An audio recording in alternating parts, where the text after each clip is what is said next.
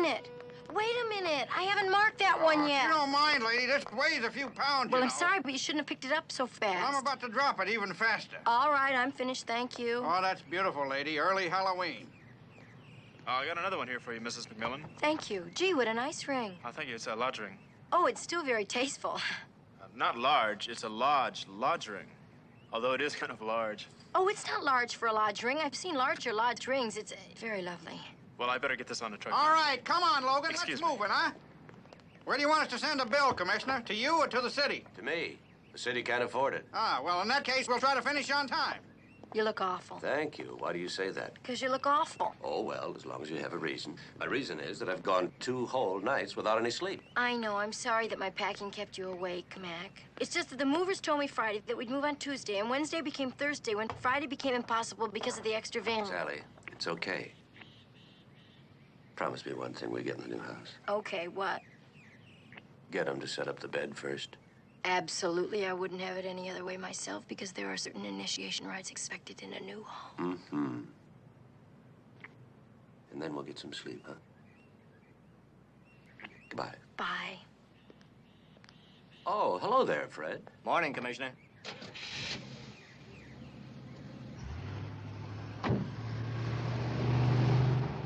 Hey, lady. Ain't you afraid he might end up in the wrong house? Pardon me? You forgot to put your mark on him. You want to bet?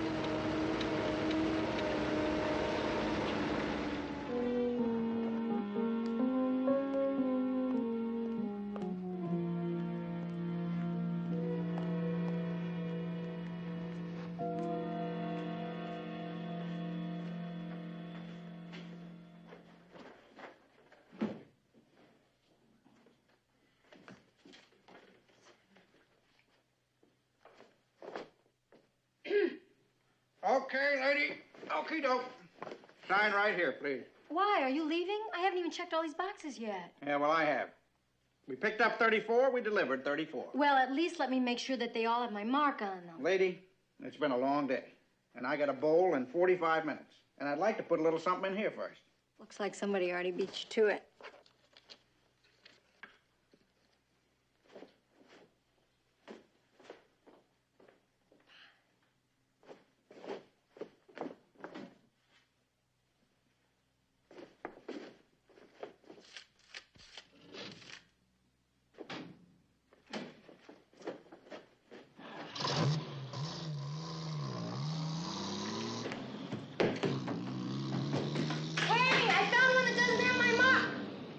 Wait a minute!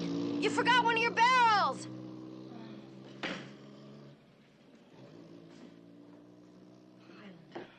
Get aboard.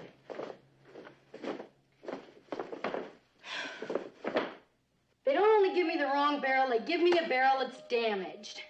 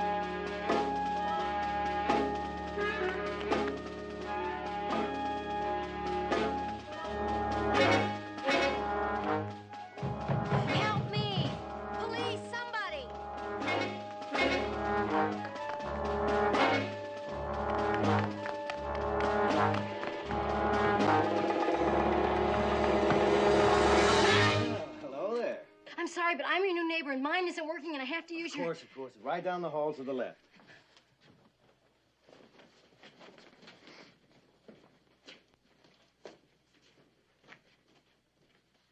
Not the bathroom. I need to use your telephone. Oh, sorry, it's right here. Do you want me to leave the room? No, don't leave me. Well, that's what I had in mind. How about a drink? I want the police. Oh, you better do the dialing. Lady, you look like you've just seen a ghost. It was no ghost. It was the real thing. I just unpacked a corpse. A corpse? Here, drink. 922-3299. Do you use this number often? Well, I try not to call more than once a day, but sometimes I can't help myself.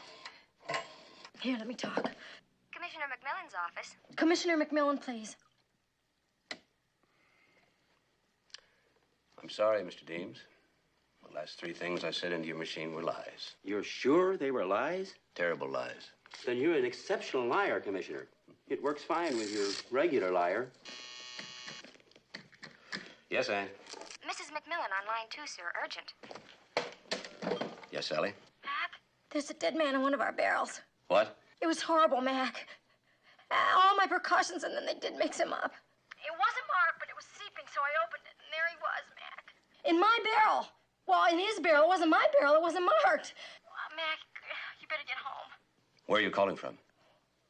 I don't know. Next door. Next door. All right, honey, I'm on my way. Now, listen to me. Don't go back into that house until I get there. Get a squad car over to the house right away. Get my phones installed. Is he always that nice? I'd like to hang on to that number. Always. That's why I married him. Oh, I see. Well, in that case, it'll take him a few minutes to get here, even with your connection. Why don't you finish your drink? If you don't like that, I'll make you a triple stinger. Gloria Shaw, who lived in your house, couldn't get through the day without one of my triple stingers. Thanks anyway. My husband will be right here, and he always takes care of everything. I was afraid of that.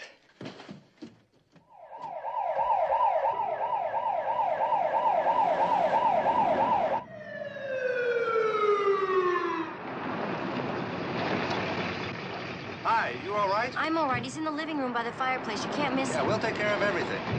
Mac? Sally, are you all right? I'm okay. It's just kind of hard to go back in there. Are you sure you're all right? I'm okay.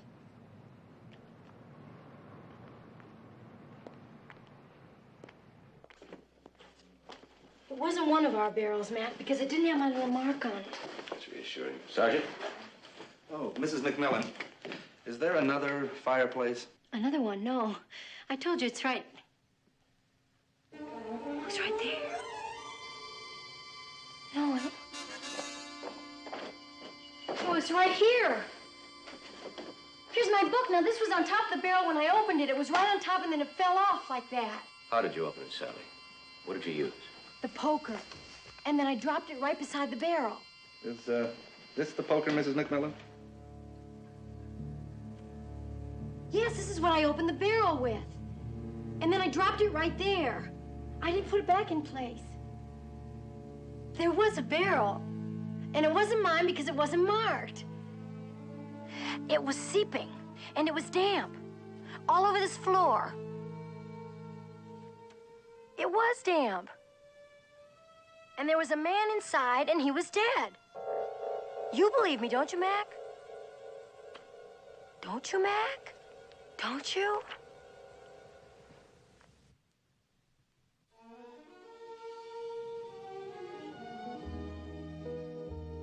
Hey, remember how we found this? Saturday afternoon, walking through the woods. Started to rain, we couldn't find the car. We found the barn hid in the hayloft, remember? Under the hay, we found this. An original Van Ocker. Today, in any gallery, this painting would bring $10.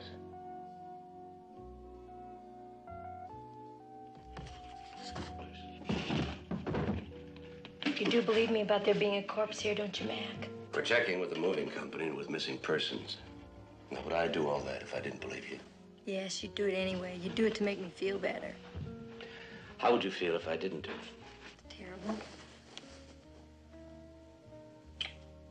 I feel better.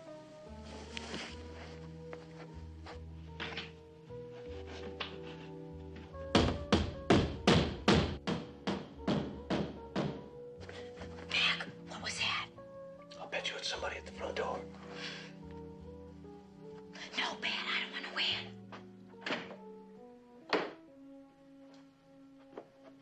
Oh, Sergeant Enright, I'm glad it's you. Oh, thank you very much, Mrs. McMillan. Commissioner, I checked with the owner of that moving company. He'd left for the day, but I talked to him on the phone. What did he say? He was quite upset, sir. Said he didn't know how such a thing had happened. And we're to meet him at 8 o'clock. Pick me up at 7:30. What about missing persons? Oh, I brought these along to show Mrs. McMillan. Here you are. Thank you, Sergeant. Any luck with fingerprints? No, sir. Those fresh fingerprints, they all belong here. What about the van itself? Well, it did make some other stops, sir, but we'll have a list in the morning. Mrs. McMillan, that corpse that wasn't here, well, how long do you think that man could have been dead? Well, I don't know. All I can tell you is it looked yuck. About how long is yuck? Well, it's not as long as zich. But shorter than blich? Oh, no, he wasn't blech. I'd say he'd been dead about a day, Sergeant. Thank you, sir.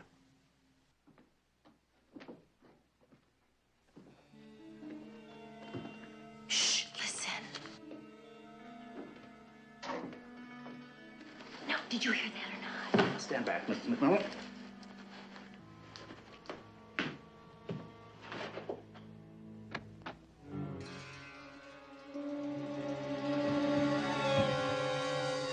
Sergeant Enright, you're still here? Wertheimer, are you still here? Yeah. You said to check it out thoroughly. Did you find anything, Sergeant? Well, as a matter of fact, Commissioner, I'm afraid I did. Of course you did. Now tell him. You got serious trouble with that water heater. Frankly, I don't like the looks of the whole plumbing system. I take it you didn't find a body in the basement. A body, sir? No. But I checked everything, including the furnace. Now, that's a good furnace. Come on, I'll take you down to the police station. You can check our plumbing. About that plumbing, Commissioner, I'm Moonlight. Now, I can give you a very good price, and the work is guaranteed. Thank you. We'll keep you in mind.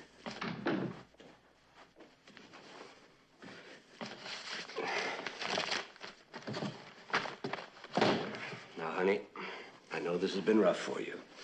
Your first day at our new home and everything, but try not to let it prey on your mind. You know how you tend to be superstitious. I'm not superstitious. Oh. Do you think we could get the lease on this house annulled? And how do you get a lease annulled? By not sleeping here, of course. That way the deal isn't consummated. Sally, if anything should happen to me, promise me you'll never, ever go into real estate. I promise. Okay, then why don't we stop thinking about the barrel that didn't belong to us and concentrate on all these that do? Right. I'm going to forget about the barrels, and I'm going to concentrate on dinner. Good idea. I'll make us a drink. Remember which barrel you put the dinner in? In the dinner barrel. Good. Where's the drink barrel?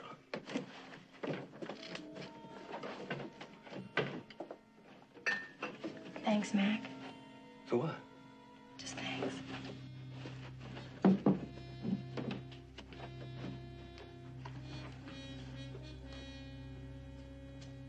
Mac! Yeah. Mac! What's wrong? It's missing. It's not here. What, the dinner? The barrel with Aunt Sophie's china. Do you realize what that means? We eat on paper plates? The killer got our china. Don't you see? We got his corpse and he got our china. Not necessarily. Well, that's one way to look at it, but any way you look at it, we can't eat dinner in our new home without Aunt Sophie's china. Sure we can. We just won't tell her. Well, that's not right. We've always had our first dinner in our new home on Aunt Sophie's china every time we've moved. Well, as long as you're not superstitious. Mac, supposing that the killer had wanted to put the body in storage and it ended up at our house by mistake, then it stands to reason that our china is in storage at their house. Possibly. The body was delivered to us by mistake. The dishes could have been delivered to any one of several clients by mistake. And whoever got my china must have realized that I got his corpse, which proves there was a corpse since my china's missing. Hi, Mac. Oh, hi.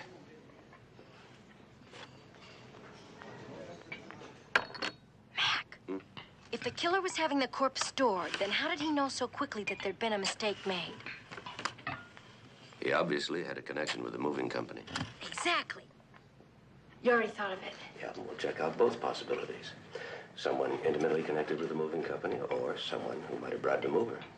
Do you know that sometimes I think you could get along perfectly well without me? I'd never risk it. Why did you put everything back? Oh, because of, hi, Mac.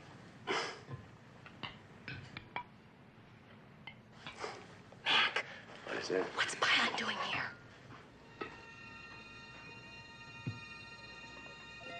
He said he was going to eat first and then bowl.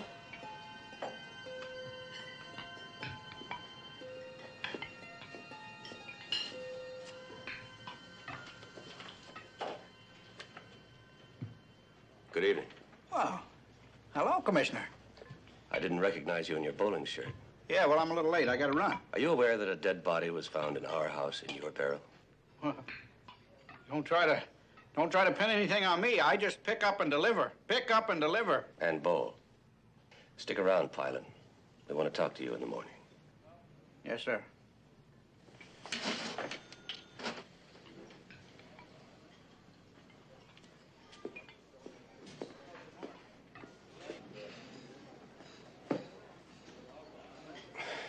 I thought you were worried about your waistline. I'm hoping it'll go somewhere else. If I were you, I wouldn't change a thing.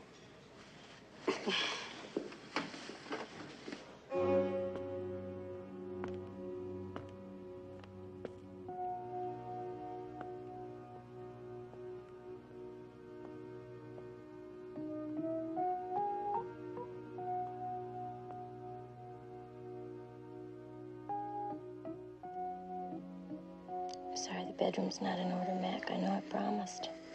Under the circumstances, I'll give you one more day. Thanks. Get a good night's sleep. I know you need it.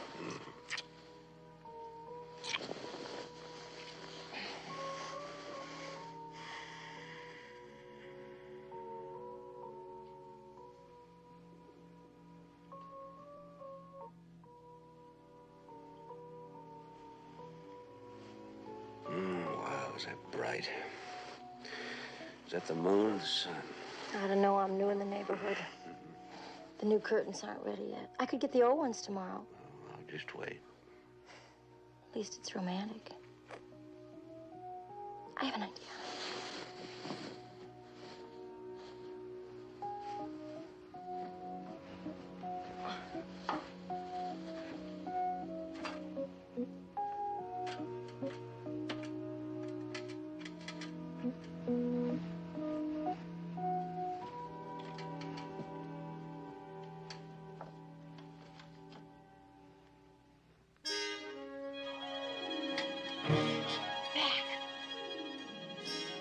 Mac! Somebody's out there.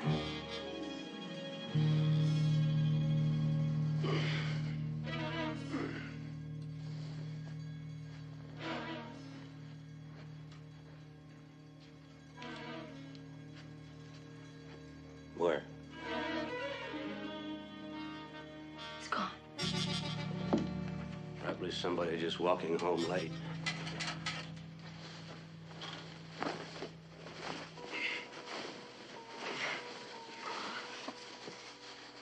There was somebody out there, Mac. I believe you, honey. Mac, did you hear that? I heard you go, Mac. Well, did you hear what it was that made me go Mac? No. Oh, Cold? a little, yeah. Any more blankets? Not unpacked. I could take it off the window. You just hung it up. Well, you've got two options. You can be warm with light in your eyes, or you can be cold with no light in your eyes. Just pick one. Get the blanket.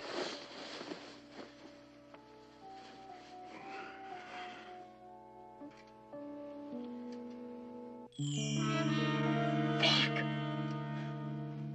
You know that man who was going home late? Well, he's going home a little later than you think. He's still there.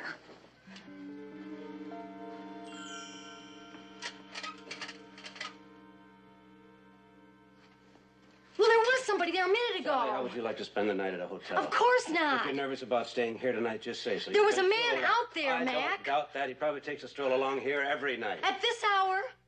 Come on, Sally, let's go to a hotel. No, I'm fine. I can sleep now. Yeah? Swell.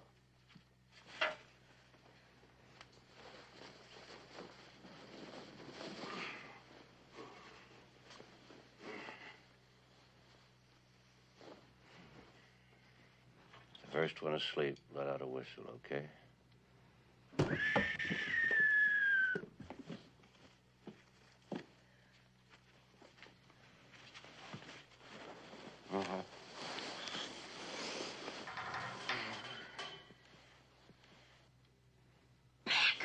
There's definitely something or someone out there.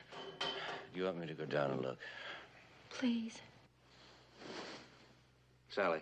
What? I think I've been struck blind. Oh, I put that on you so you could sleep better. Oh. And then woke me to see if it was working. Maybe we better call police. How?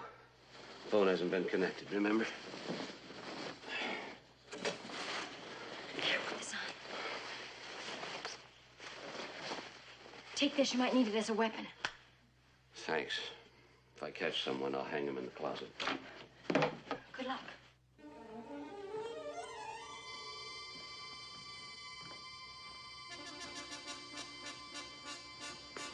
Ow! Are you all right, Mac?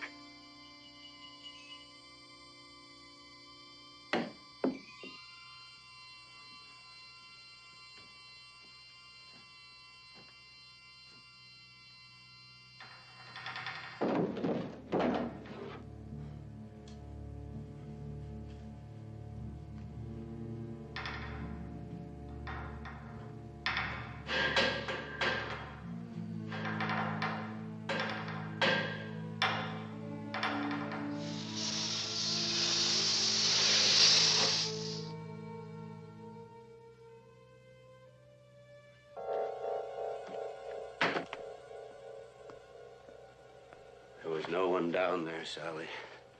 But I heard you, Mac. You heard pressure in the pipes. Wertheimer was right. We have got a plumbing problem.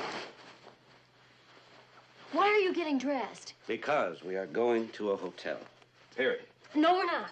This is our new home, and we're not going to be driven out of it by a bunch of ghouls running around playing musical corpse. Go to sleep, man. You're not going to hear another sound out of me, I promise.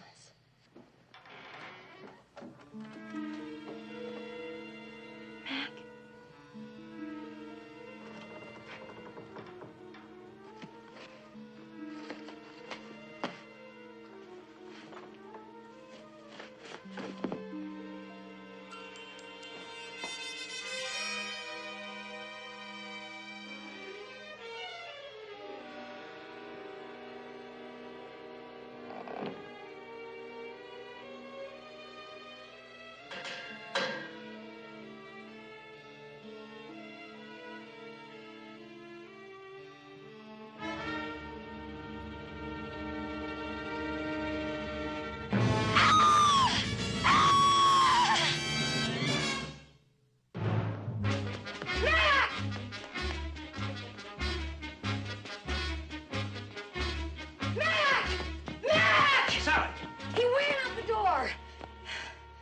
Here I go again.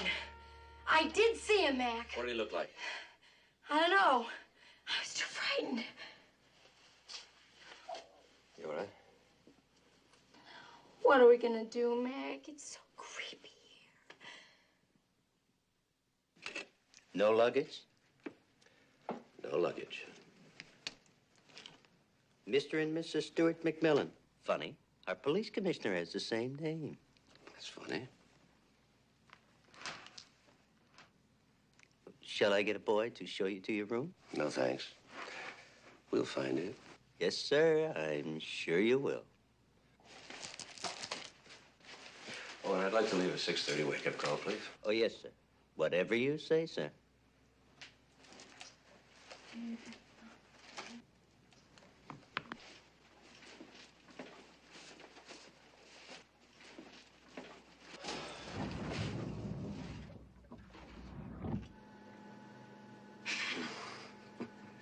You know what the clerk is thinking? Nice, isn't it? We ought to stay in hotel rooms more often. I'm not sure my reputation could stand it. We're married now. As far as he's concerned. Do you think we fooled him? Isn't it great? Do you remember how I used to be before we got married? Only then hotel clerks thought we were married. Ha ha! That's what you think.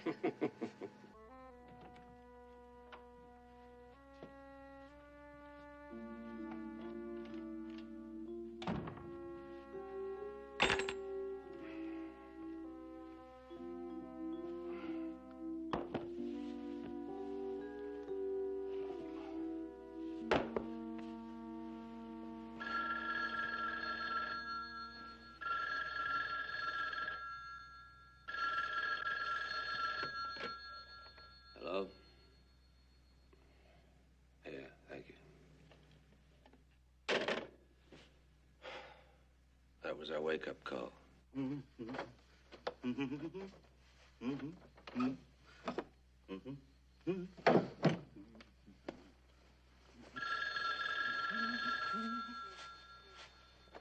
Hello? Oh, yes, good morning, Commissioner. Yeah, I was just about to go out. Huh? A hotel? Yeah, sure, I can pick you up. Yeah. Oh, listen, Commissioner, there's a side entrance to that particular hotel. It's not used very much, and I thought maybe you'd like to, slip out quietly without an... The front door? Okay, yeah, I'm on my way. Bye.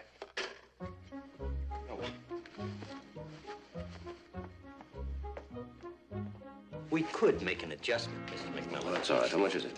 $24, sir. Good morning, Commissioner. Morning. Hi, Sergeant. Oh, Mrs. McMillan, good morning. You seem surprised to see me. Well, it is an early hour, Miss McMillan. Sergeant, I would never let my husband leave a hotel at this hour alone. What might people think? Oh, no, not the commissioner. I mean, who'd think that he'd... Yeah, you're right. Shall we drop Mrs. McMillan off at the house, sir? No, she's going with us. She's anxious to find out if we can locate her china. One of our barrels was missing. I see. What have you found out, Enright? Well, we're off to see Mr. Buchanan, who runs the moving company, sir. But we've searched both kinds of barrels in storage there, and there's no barrel with a body in it. What do you mean, both kinds of barrels? Well, it seems there are two kinds of barrels, sir. There are storage barrels and there are shipping barrels. And the barrels we received are what, shipping barrels? Right. Now, I found it's not possible to store a shipping barrel, but a shipping barrel you can store. I'm not sure I follow that. Well, let me simplify things. There are two kinds of barrels. There are shipping barrels and there are storage barrels. A shipping barrel you can store and ship, but a storing barrel you can only store. So you can ship a shipping and you can store a shipping, but for storing you can only store. You mean you can ship a shipping barrel and store a storing barrel, but you can't ship a storing barrel? Right. No. You can store and ship a shipping barrel, but you can't ship a storing barrel. No, Mrs. McMillan, you have it twisted. You can ship a storing barrel, but you cannot store a shipping barrel. Why is that, Mr. Buchanan? Because shipping barrels are not as sturdy as storage barrels. So storage can be shipped, but shipping can't be stored. Oh, so then the body was probably in a storage barrel, right? I would say there would be no way of knowing without seeing the barrel. In this case, the distinction is rather irrelevant, wouldn't you say? Irrelevant, Mr. Buchanan? It could be an indication of whether the killer wanted to ship the body or not. If they knew the difference between shipping and storage barrels. Actually, the whole thing is hard to believe. If it weren't the police commissioner himself, I would say it was absolutely incredible. I mean, there was a body, but there isn't a body. Mr. Buchanan, Mrs. McMillan is a trained observer. Thank you, dear. Compared to your average woman. Now, could we get on with it? Of course. I have the names you requested. We've been checking all morning.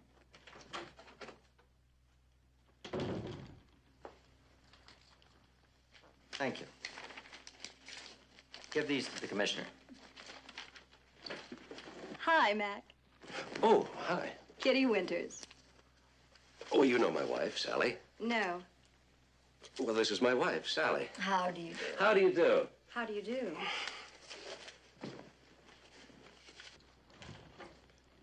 The van with your goods made a total of 7 deliveries yesterday. We followed your instructions and haven't contacted any of the people involved.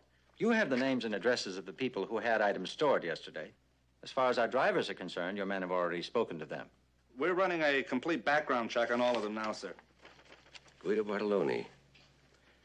I once defended a Guido Bartoloni. He was a bookie. Well, you don't run across a name like that very often. Nor a face like that. He had a scar from his ear right down to his chin. Anything else I can do, Commissioner? No, Mr. Buchanan. I'm afraid we've taken up enough of your time. Thank you very much. I'm sure we'll locate your dishes momentarily, Mrs. McMillan. Well, if they come before dinner, call me. I'll pick them up myself. I'll go get the drinks. No, that's it. Good idea.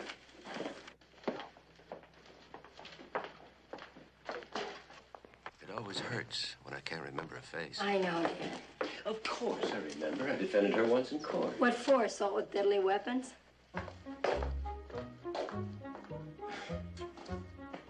Let's go see Bartoloni. Life without a man. I'm telling you, Commissioner, no woman should be expected to live through it. I'll take that, sir. When my Guido was alive, he wouldn't even let me lift so much as a sack of groceries. He wouldn't even let me go to the laundromat alone. Mrs. Bartoloni, how long has Guido been gone? I buried him last November. What a man. Never late for dinner. I made gnocchi for him every Thursday, just like the old country. Now, we never have gnocchi on Thursdays. How did he die? He was murdered. The mob got him while he was on a trip. The third machine on the left. Here.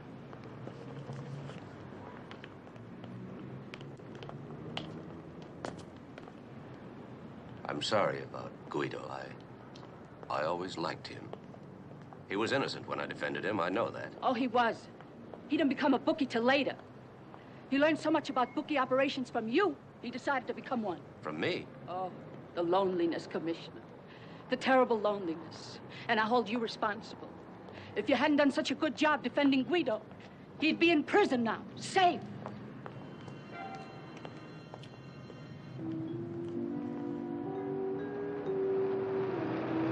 Just put it in the expense account. What'll I put? Laundromat, 25 cents? Well, how much did it cost? That's what it cost. Well, then put it down. Okay. Who else do we have? Well, there are two pretty good possibilities. There's a Mrs. Sherman. Her husband disappeared a couple days ago, and then there's Jim Wainwright, the baseball player. His roommate dropped out of sight a couple of weeks ago, and both had barrels on that truck. Well, then let's save a little time and split up. I'll take Sherman. I'll take Wainwright.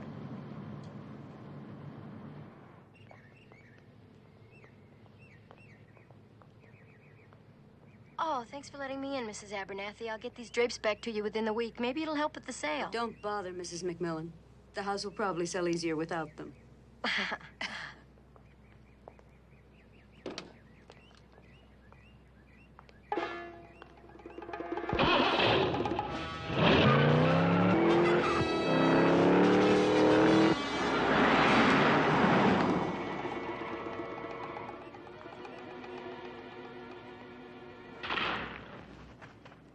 Watch out! What's the matter with you? A wind car and some murder. Listen, what was in that barrel that you lost? My glove. This chick helped me pack, and she put my glove with the stuff to be stored. Dumb broad.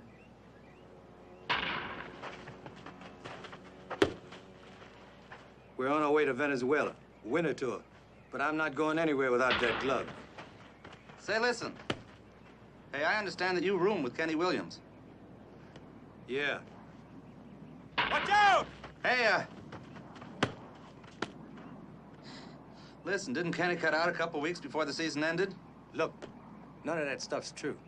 He's not running from gamblers. Would you happen to have a picture of Kenny that I could have? I don't carry one in my wallet, if that's what you mean. Well, where could I get one? Yeah. Take 25 cents and your favorite box top in you. Okay. I'll get you one. Watch out!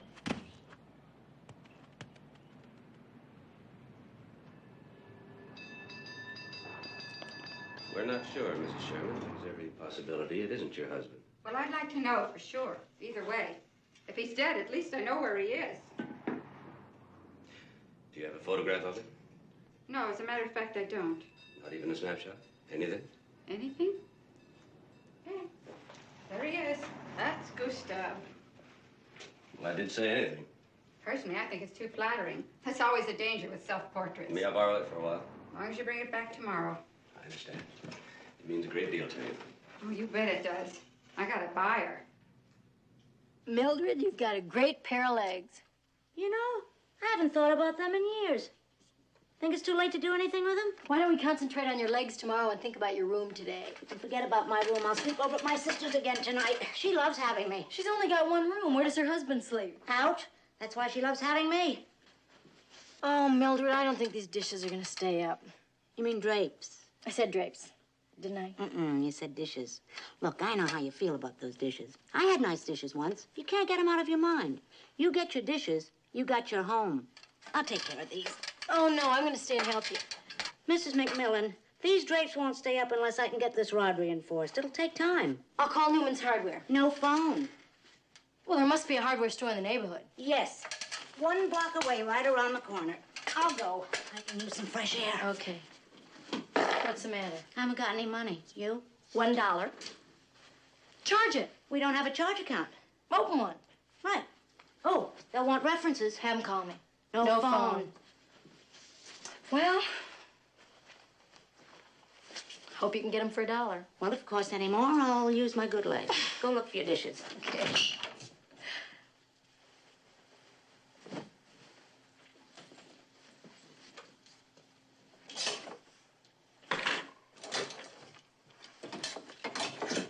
I'm leaving, Mrs. McMillan. Don't forget to get your dishes. Goodbye.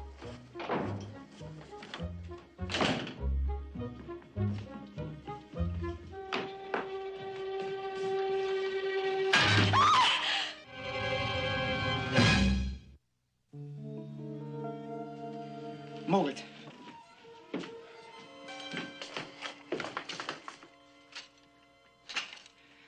Why is your husband looking for me?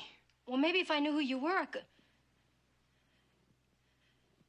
Bartolone! Will you answer me? Oh, he thinks that you're the man in the barrel. The what? Well, he thinks that you're... Well, he thinks that... It's very complicated.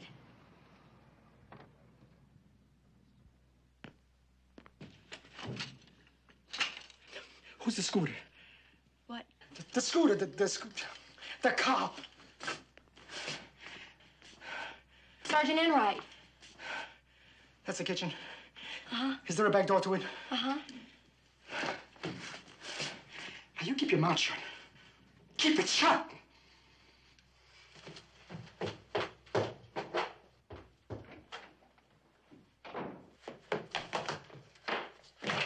Sergeant Enright! There's a man and he's got a gun. I'll take care of it. It's Bartolone. Bartolone? Bartolone. You sure? Yes, Bartolone. Guido Bartolone. Sally, it couldn't have been Bartolone. Why? Why couldn't it have been Bartolone? Because Why? Bartolone's dead. Dead? Very dead. Buried last November. Oh, that's dead. That's why you had that funny look on your face and why you wouldn't say anything until my husband got home. You must have thought I was crazy. Well, He did look like Guido Bartolone, Mac. He didn't say he was, but he didn't say he wasn't. And you know, he had that, Sally, I told you this morning that Bartolone had a scar. To a mind unrestrained, any man with a scar could be Guido Bartolone. The mind works in very strange ways. My mind's on overtime. Maybe I could help by going down to headquarters and looking at some mugshots. Don't. We deliver. Enright, order all the shots of men with scars and get them back here as soon as you can. I was going to go down to the warehouse and look for my china, but I'll stay here if you like. No. It'll take at least a couple of hours to pick the shots. Why don't you take the car and drive her? I'll go with Enright. Okay, thanks. But before you go, see if this picture means anything. Is this the man in the barrel? No, but that picture belongs in a barrel. It's terrible. Who is it? Sherman. It's a self-portrait. Well, he must hate himself. I don't know, Mac. I can't tell from a painting. Okay, how about him? Was he in the barrel? Hey, that's Kenny Williams. Where did you get a picture of Kenny Williams? Was that the man in the barrel, Sally? No, oh, I don't know. Oh, Mac, I couldn't say for sure yes or no on anybody. I looked and I screamed. And when you scream, you scrunch up your eyes. Ah! See? Where'd you get the picture? Oh, from Jim Wainwright. Oh, I'm surprised there aren't dart holes in it. What's that supposed to mean? Oh, Wainwright hates Williams. Hey, the only reason he'd have a picture of him is if he wanted to use it for target practice. They went at each other last July. Oh, it was fantastic. Williams nearly took off Wainwright's head with a fastball, and that was only batting practice. And then Wainwright went at him with a bat. He missed. He never was much of a hitter. He could be costing us the pennant. Thanks, Sally. Go dish hunting. Bye, Mac. So long, Scooter.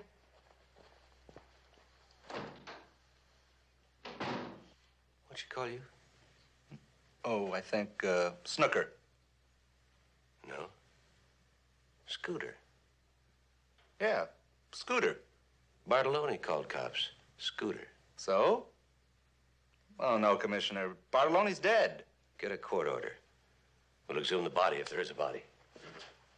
Can I use your phone, sir? No phone, in your car. And, put a tail on Sally. She's the only one who can identify the corpse, and the killer might know that. Right, sir. Look, Commissioner, it's going to take about an hour to get that court order, so why don't we spend the time wisely at Sam's? You could use some steam and a rub out. Rub down. Sorry.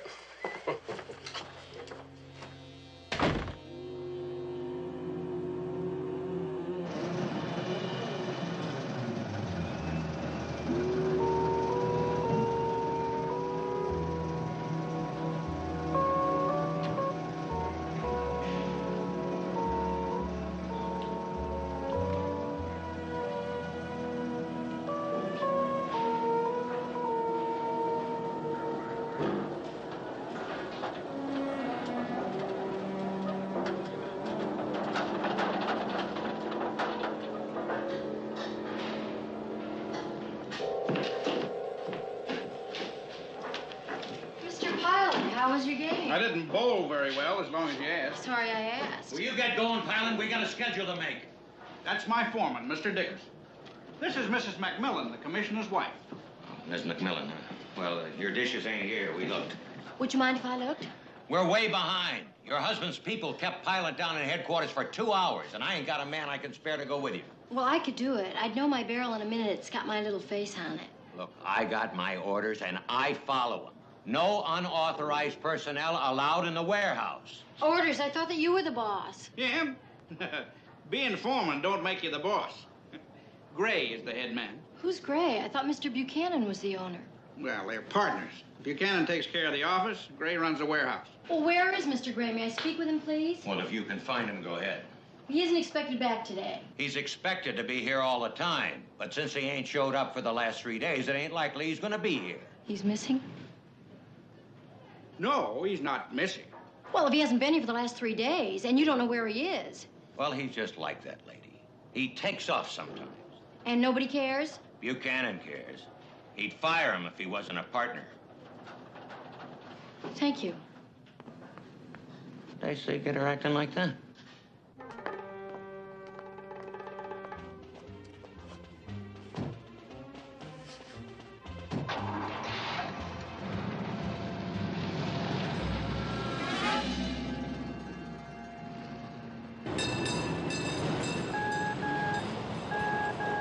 Brady here. Sam's? Okay, thank you.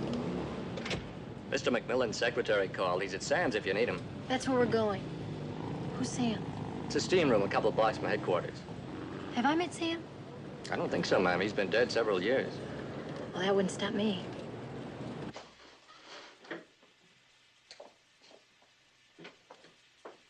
Mac? Mac?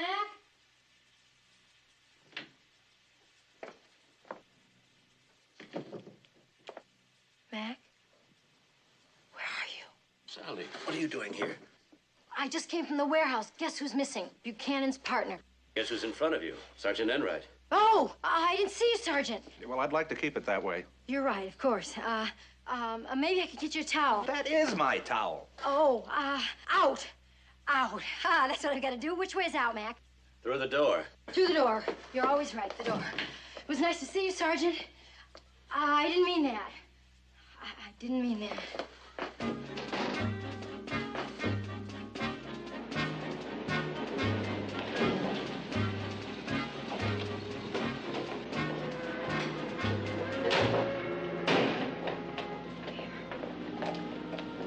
It's after 6, sir. They're probably closed. Yeah, we'll see. Mr. Davidson, what are you doing here? Oh, a little of this, a little of that. Oh, this is our new neighbor, Mr. Davidson. This is my husband, Commissioner McMillan. Oh, you're 922-3299. I never forget a number. Excuse me.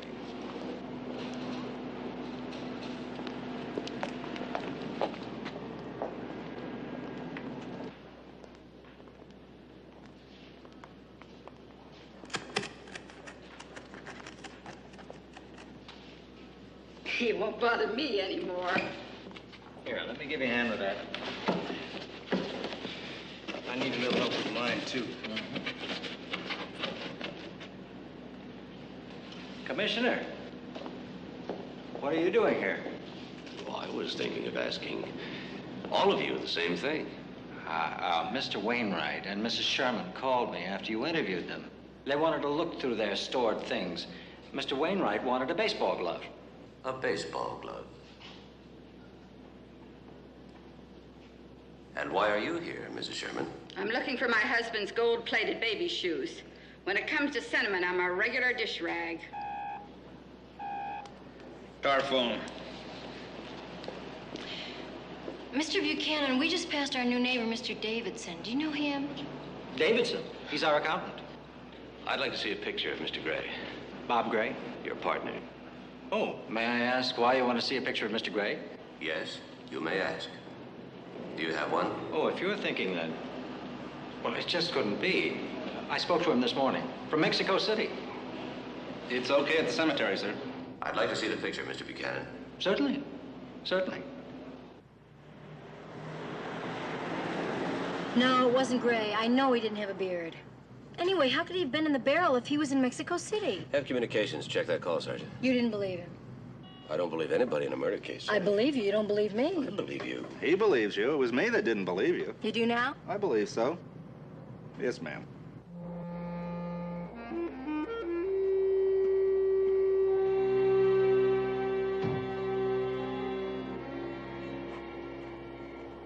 Sergeant Enright, your court order. That's the casket. Okay. Open her up.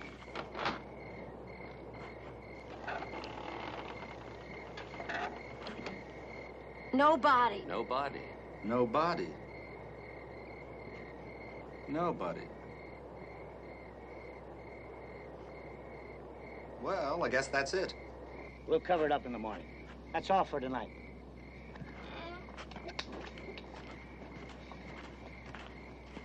So Bartolone is alive and well and living in we don't know where. My apologies. My acceptance.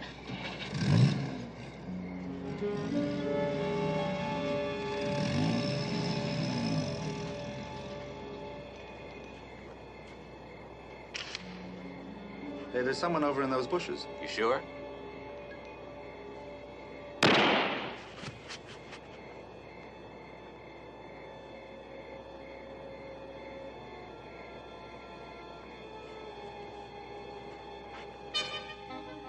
Pretty sure.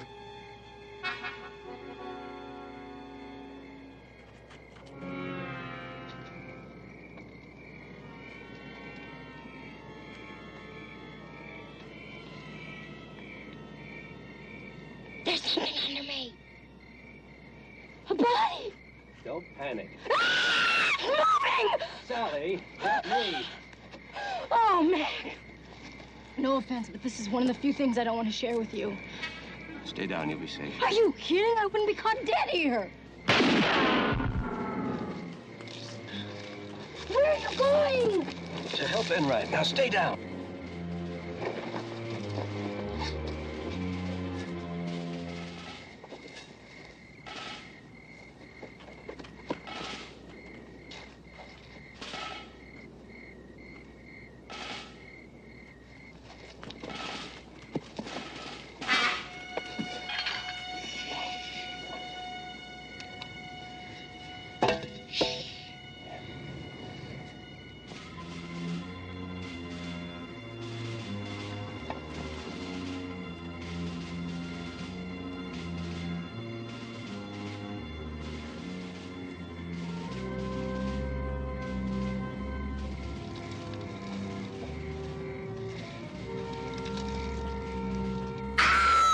Sally, it's me. It's gonna be all right. Stay down. My knees won't bend. Enright, he's headed toward the mausoleum.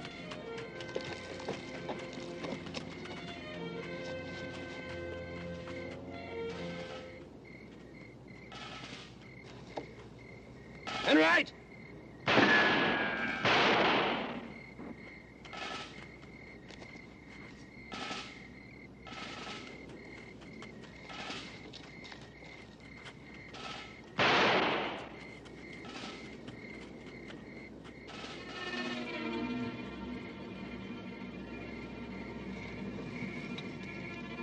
Oh, Mac, I'm so glad you're back.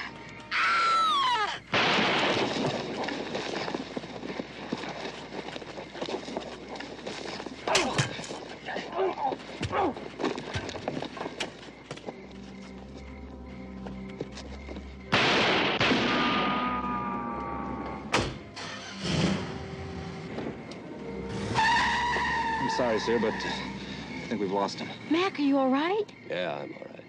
You all right? Yes, I'm all right. Enright, are you all right? Yes, I'm all right. Well, anyway, everyone's all right. Well, where do we go from here? As far away as possible.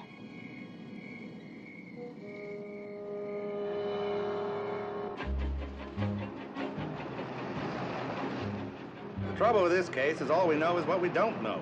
What don't we know? We don't know who shot at us. We don't know who was in the barrel. We don't know why Bartolone played dead. And we don't know why Gray, Sherman, and Kenny Williams are missing. We do know we have 3 suspects, don't we? Right. Mrs. Sherman, Wainwright, and what's his name at the warehouse? Buchanan. The interesting aspect about this case is that it is not your conventional whodunit. What we have here is a who did they do it to? we could find out who they did do it to, we could figure out who done it. That makes sense. Casket splinters. Here, look, you got yours. Where you got them?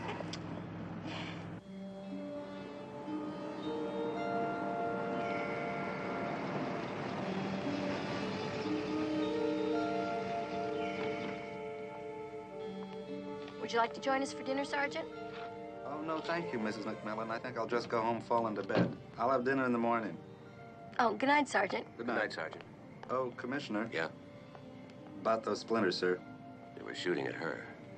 I believe Killer's so. nervous. He thinks Sally can identify the body. We were right to have a tail put on her. And have a good night's rest, Sergeant. Thank you. Nothing could stop me now, sir. Good night. Good night.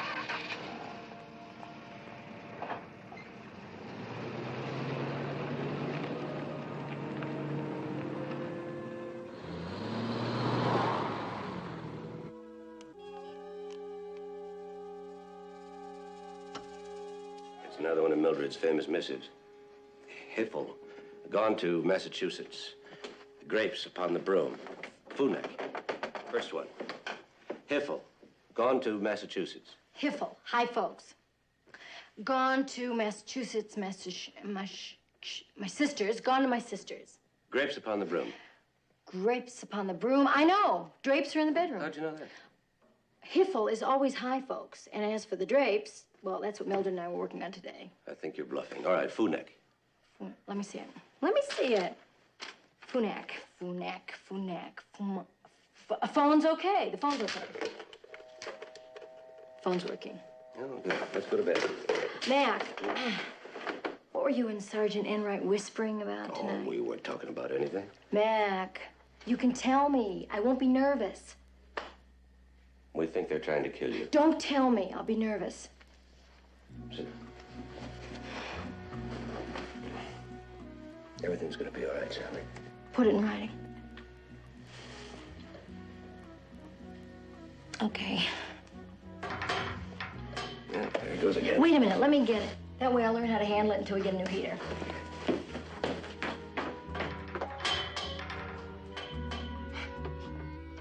Mac, which one of these thingamajigs do you turn? Mac! Mac! What? Bartolone, he's dead! Bartolone's alive. Somebody killed him, look! Look!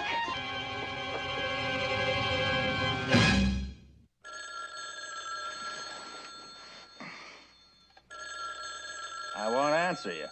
I don't have to. I'm off duty. Yes, I have to. I'm a cop. I wish I were a doctor, then I wouldn't have to answer you. Hello? Yes, Commissioner, this is... Oh, yes, sir, of course I'm awake. In fact, I was doing my push-ups. What? Yes, sir, I'll be right over. What were you doing here, Guido? What happened? I'm waiting for you. I hear steps. Then someone comes up from behind me. The next thing I know, you're carrying me out from the basement. About what time did you get here? What time? About 7. I was just forward to the grave. Well, I'm sorry. Who died? You did, Guido. We were digging you up. It's all over. It's nice while it lasted. Why were you dead? Camouflage. The mob was after me. I don't want to make book anymore. I had it up to here. I figured once I was dead, everything would be easy, you know, for the missus and me. Once I was dead, life could begin all over again. Huh? But the commissioner had to come around and look for me. And I had to come around and look for you to tell you to lay off. A commissioner. Can you give us a description of the man who attacked you? He was not too tall, not too big, not too wide. Just your average run-of-the-mill attacker. Hey. Commissioner. Yeah. You're right, sir. The previous owner must have built a wine cellar down there. Guess the maid was a booze hound. Anything else? Yeah, barrel marks, rust. The killer couldn't get away with a barrel the first time, so he must have hid it down there. And he must have come back for it tonight. Look, Commissioner, I hate to ask this, but can I go home to bed? See you in the morning. Thanks. Good night, Sergeant. Night. Night. Well, if you don't need me anymore. We were just about to have dinner. Have you eaten? Well, lady, I've just been choked. Would you join us? It'd be too much trouble. No trouble. Dessert? Why not? Waiter, do you have any of that biscuit tortoni? It's good for the throat. You know? No, sir, we don't. Bad. Then skip it. Let me have a check, please.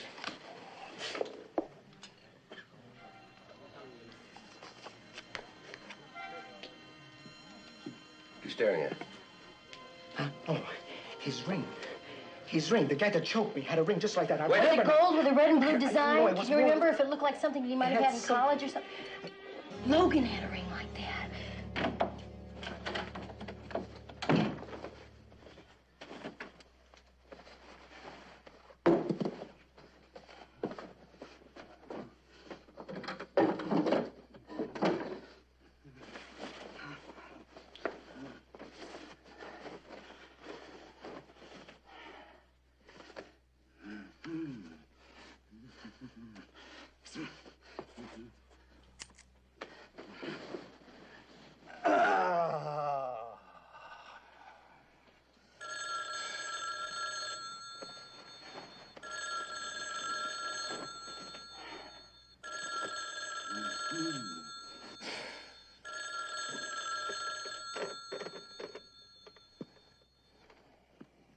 Hello. Yes, this is Sergeant Enright speaking. No, Commissioner, I'm not asleep. I'm wide awake, sir. Logan? Yeah? Yes, sir. That's very interesting, sir. It seems to me that the question really is who is Logan working for? Hmm? Yes. Yeah, well, I think that would be a very good idea, sir. Excellent. Yeah, so I'll tell you what I'll do. I'll find out where Logan lives, and then I'll pick you up. Yes, sir, in about, 20 minutes or so, okay? Right, Commissioner, I'm on my way. Mac, do you think it was Logan? I didn't say that. You're thinking that. A ring is kind of slim evidence, but things are beginning to fit together. Such as? Such as if it was Logan, he was in this house to get his barrel. His barrel? Sally, nobody saw the barrel being taken out because no barrel was taken out. Of course. He hid in the wine room. Only when he came back after it, he stumbled into Bartoloni and he had to slug him. Now, there are 2 men on duty outside, so you'll be okay. Now, go on to bed. Go to bed? Where are you going? See Logan. Enright's coming after me. Go on to bed. After what I've just heard and what's happened in this house, I only go to bed in that bed when you're in that bed. Sally.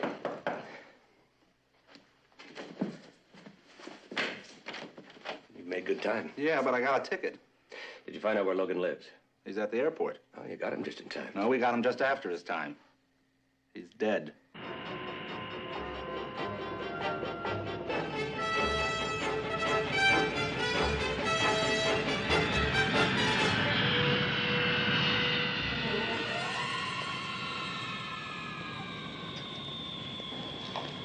But at an airport? Now, what would he be doing at an airport?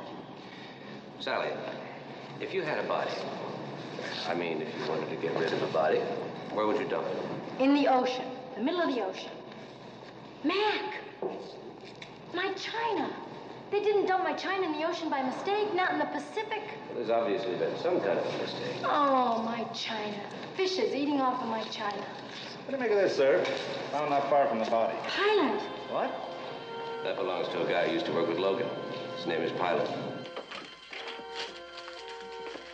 Morning, Sergeant. Good morning, Commissioner. Where'd you find him? We picked him up on his way to work about 7 this morning. Where were you, Pilot? I told him 14 times I was bowling. You know bowling, 3 fingers in the ball and 2 out. Until 7 this morning? I don't believe you. You gotta know where I was? You want to be charged with Logan's murder? All right, I was with a woman. And I'm a married man. I'm not married to that woman. We have to know her name and address. No, I got pride. Well, swallow it. Now, where were you? I'm telling you the truth. Look, I get along good with Logan. I get along good with everybody. Book him. Let's go, Pilot. All right. All right, you got me. Right in the pride. Anne Georgette Sylvester, 506 Dartmouth. Waitress at the Red Moon. Call her. Yes, sir.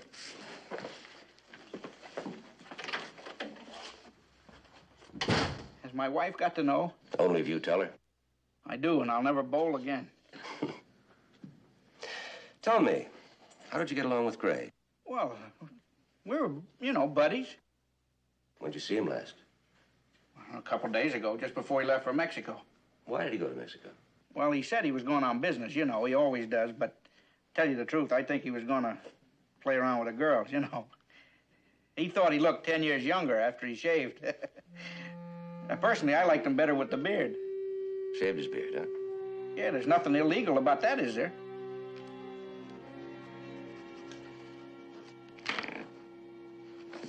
We have to show this to Sally. I think this is our man in the barrel. What about that phone call we're checking on from Mexico? We can't locate it because it doesn't exist, I'll bet you. Buchanan lied about that. And get Mrs. McMillan for me right away. Yes, sir. Get a car with 2 men. It's Saturday, so find out where Buchanan lives and pick him up. Yes, sir. The line's busy, sir. Well, keep trying. And when you reach her, tell her I'm on my way. And get me a squad car. Yes, sir.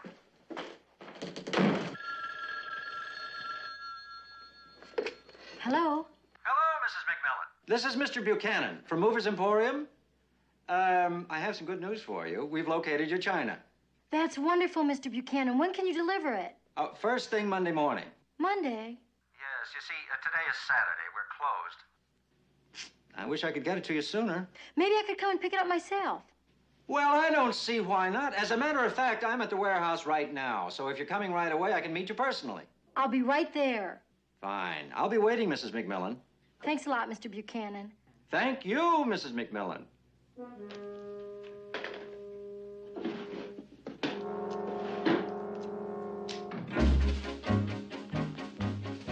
Hi, Fergie. How you doing today? Fine, Mrs. McMillan. Where are you going in such a hurry? Oh, I'm going to the warehouse to get my long-lost, ever-loving Aunt Sophie's blue-stained Wedgwood china. You want to come with me? Against regulations, Mrs. McMillan. I'll be right behind you.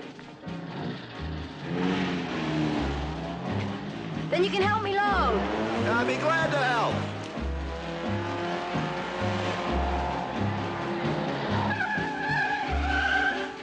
Car 5, we have your home now, sir. Over. Thank you. Sally? Mildred, who's this? You sound like you're calling from a tunnel. No, Mildred. I am not in a tunnel.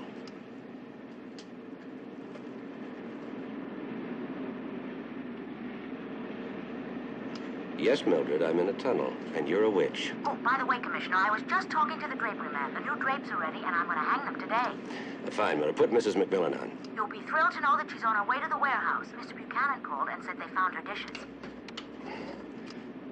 Get me Ferguson tailing Mrs. McMillan. Quickly.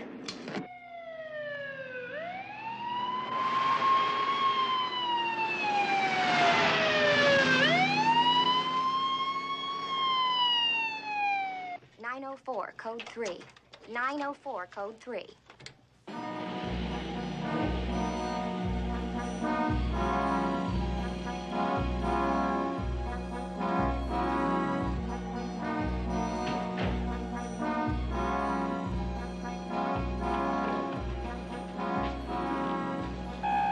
Excuse me, Mrs. McMillan. Have to answer a call. Okay.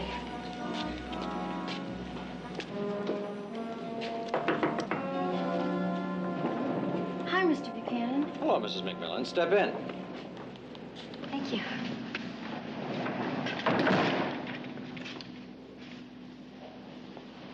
I'm so excited. Where is it? Right over there.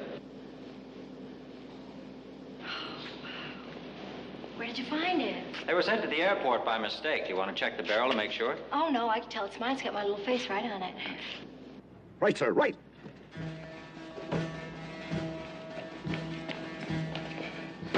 Mrs. McMillan. Mrs. McMillan. Who's that? Oh, my husband put a tail on me. Wasn't that sweet of him? We're in here, Fergie! Stay right where you are, Mrs. McMillan.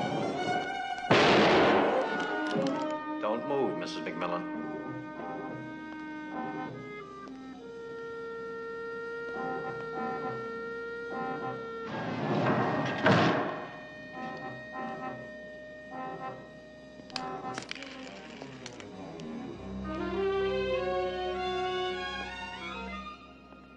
Turn around, Mrs. McMillan.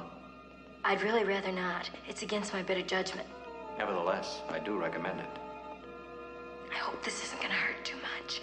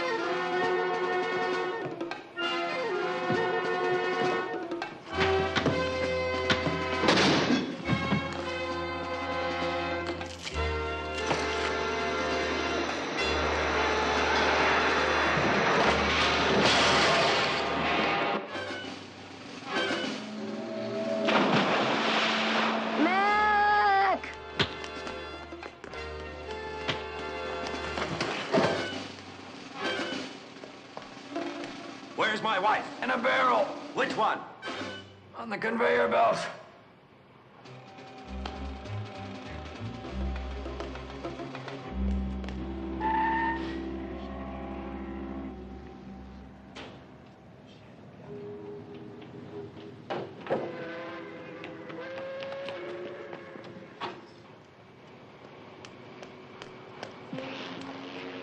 Sally!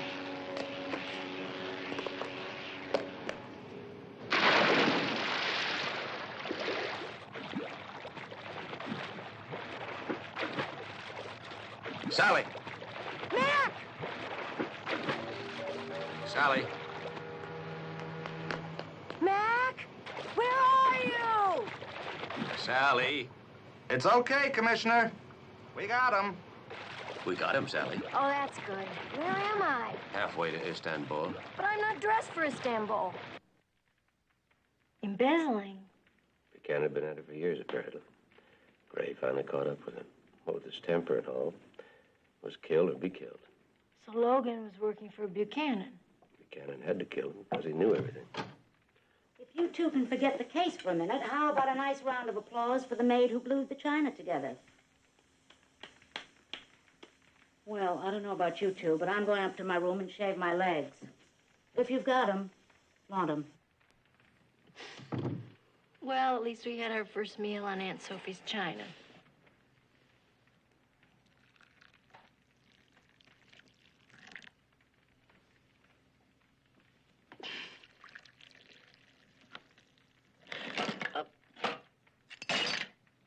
And our last. Well, it's okay. We only needed it to give the place a proper start. No more superstition? Absolutely none. We just can't move anymore. And we might just as well consummate our lease. I'm game. Even with barrelitis, I'm game. I will draw the new drapes.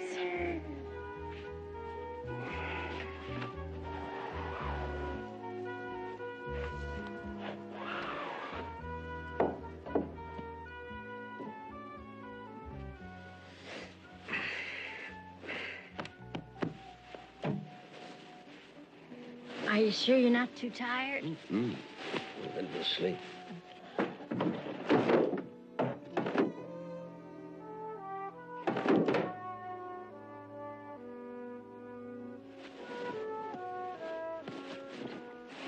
Is that dark enough? Mm-hmm.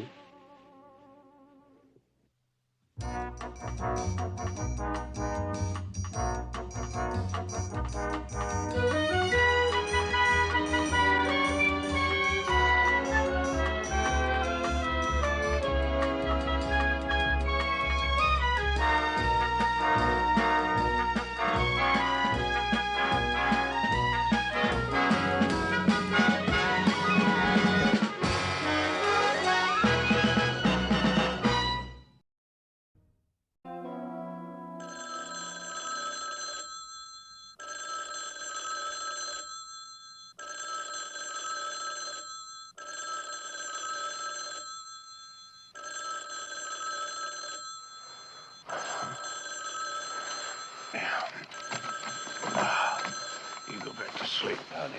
Yeah. Sally. Sally? Commissioner McMillan? This is Central Force, sir. We just saw your limousine go by, and it didn't look like you were in it. Well, there's a good chance I'm not. Did you see who was? Just your chauffeur, sir, and Mrs. McMillan, we think. Did you call the car and check? They're not answering, sir. Oh, all right. Thank you.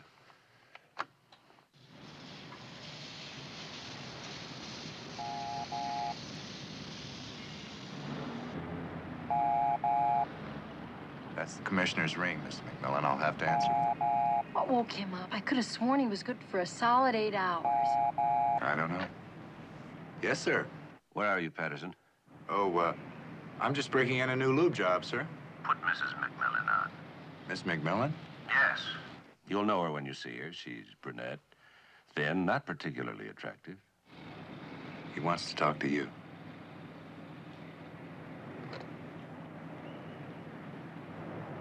Hi, darling. Bring the car back. What? Oh, what? I said bring the car back. Mac, I heard on the 11 o'clock news that the longshoreman strike was settled, and I wanted to be at the warehouse when they unloaded. I don't want anything to happen to the sarcophagus. It's so rare. So is a good night's sleep for me. I promise you I'll be back as soon as I see the sarcophagus taken off of the boat and put into the armored car. But don't wait up for me. Put Patterson on. Why? What do you want to tell him? Something you shouldn't hear. Now hang up. Okay. John, he wants to talk to you. Yes, sir. Take care of her, Patterson. She's a nut. But she's my nut. And good night, Sally. Good night.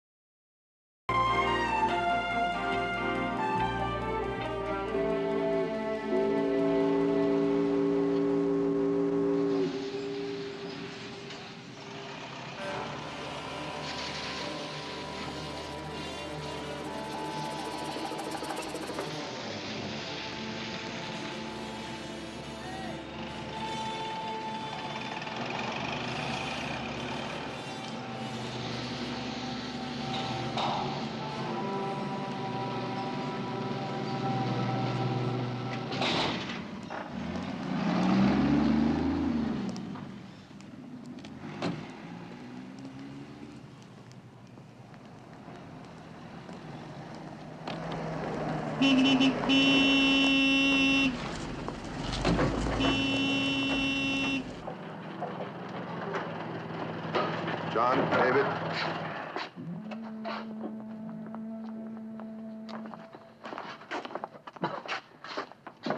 Mr. Constantine.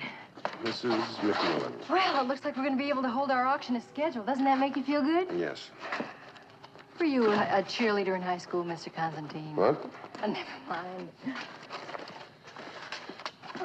Well, what have we got here? What number is this? I hope, Mrs. McMillan, that you're not going to check every piece with me. I am perfectly capable of handling this. I don't know anyone more capable. Thank you. Good night.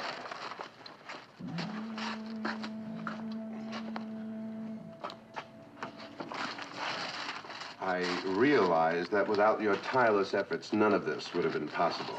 I couldn't have done it without you. Merci. You, are going to check every piece. You are. You'll be here all night. Your husband will worry. Will you not concern yourself with that, please? Because my husband goes off worrying at 12:30, and he doesn't come back on again until 6 a.m. Well, what is it that you are concerned about, Mrs. McMillan? Mr. Constantine, you know very well that sometimes you do not get what you bought. They substitute phonies for the real thing. Now, I do not want that responsibility on your shoulders, even though they are very broad. Well, let me get the collection to the gallery, and in the morning you can come in and check to see that everything is in mint condition. Okay? Okay. For real okay? For real, okay. I'll just see the sarcophagus before I go. A sarcophagus is, by definition, made of stone. You bought a coffin. Sarcophagus is nicer. I just want to make sure that it's in Mint condition. Well, I can't show it to you right now. It's still aboard the ship, so you'll come in the morning and you'll see it in the gallery. Oh, Mr. Constantine, they're unloading the coffin. That means I can see it now. No, you cannot. To uncrate such a valuable item is a very delicate and time-taking... Mr. Constantine, I am not leaving without seeing the sarcophagus. I think I'm leaving right this minute. Hold it. Hold it.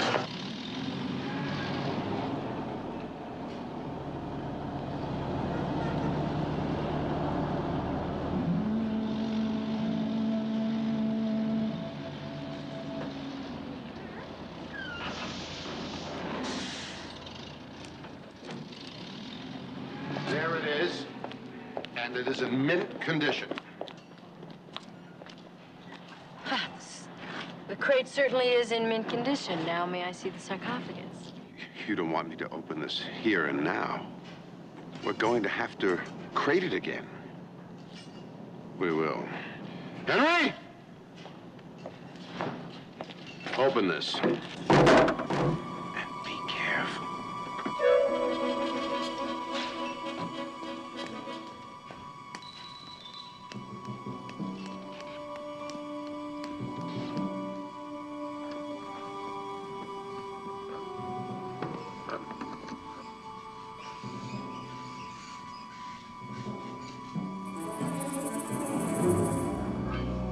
It's beautiful. Fantastic. The authenticated coffin of Caesarion. Magnificent. What are you doing? Well, I want to make sure it's the real one. When I bought it, I put a piece of chewing gum underneath one of the jewels, and I... You didn't. You did. Are you satisfied, Mrs. McMillan? The Brinks truck is here, and I will feel much better when the coffin is safely inside it. Thank you for going to all your trouble, Mr. Constantine. Good night. Is it really good night? Yes. Good night, Mrs. McMillan.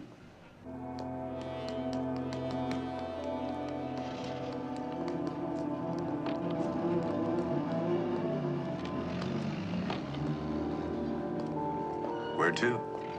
I'm just gonna wait a minute. I want to make sure that it's loaded onto the armored car before I go. How much does something like that cost, Miss McMillan? About $500,000. $500,000. That's a lot of money for a coffin. Who was it said you can't take it with you? Right.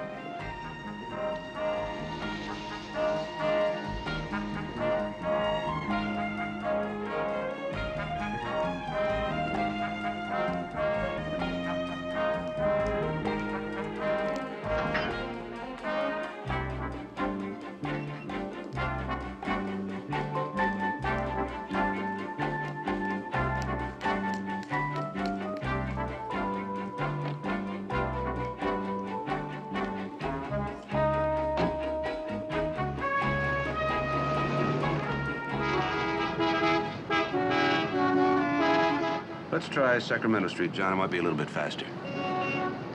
Maybe Washington will be quicker. Why don't you go to the right here? Let's try Sacramento Street, John. It might be a little bit faster.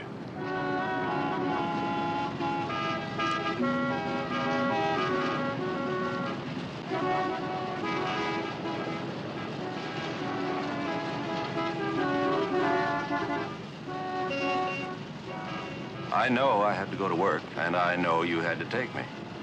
But why did we bring the car?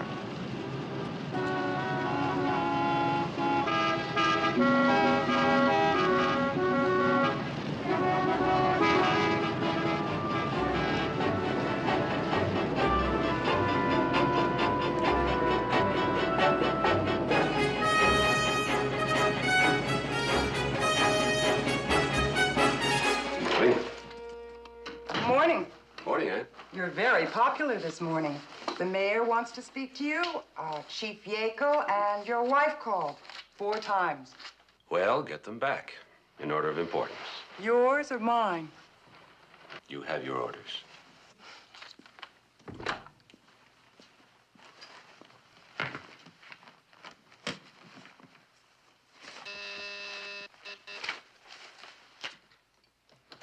Yes, Ann. It's Mrs. McMillan calling from the gallery. Hi, honey. Mac. Sure. Mac. I have a little problem. Mr. Constantine is disturbed. He understands that you're going to be sending police officers to the gallery tonight. Yes? What's the problem? Well, I think it's a question of pride. He's got his own security force, and he's never had a robbery. He's a grouch, but he's a dear. So could you not send the police tonight? Honey, you've got over $3 million worth of antiques there. I know. He feels very confident that Mr. Constantine.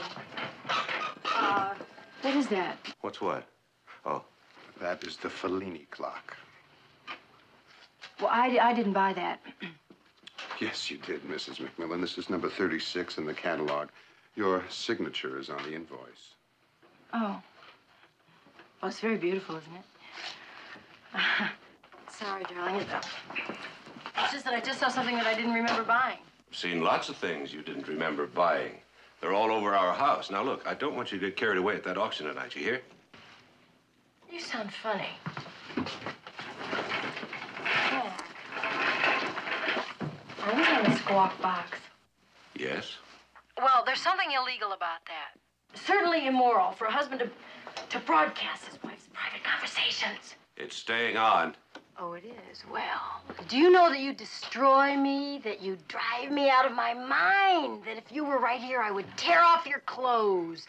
Everything about you makes me mad with desire. I want you to come home so I can run barefoot through your wild and wavy hair.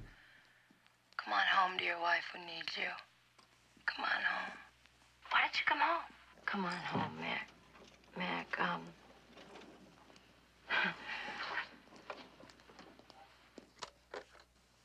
You win. It's just that...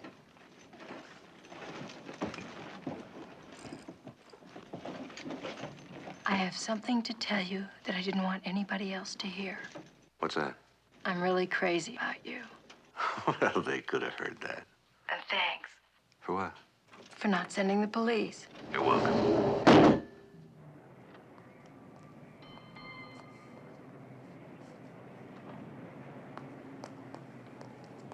John, I didn't expect to see you. I didn't expect to be here. The commissioner's going to be locked in his office all day, and I thought maybe I could be of some help. A lot of help. I've got about 100 things to do, and I have to be home on time. I promised.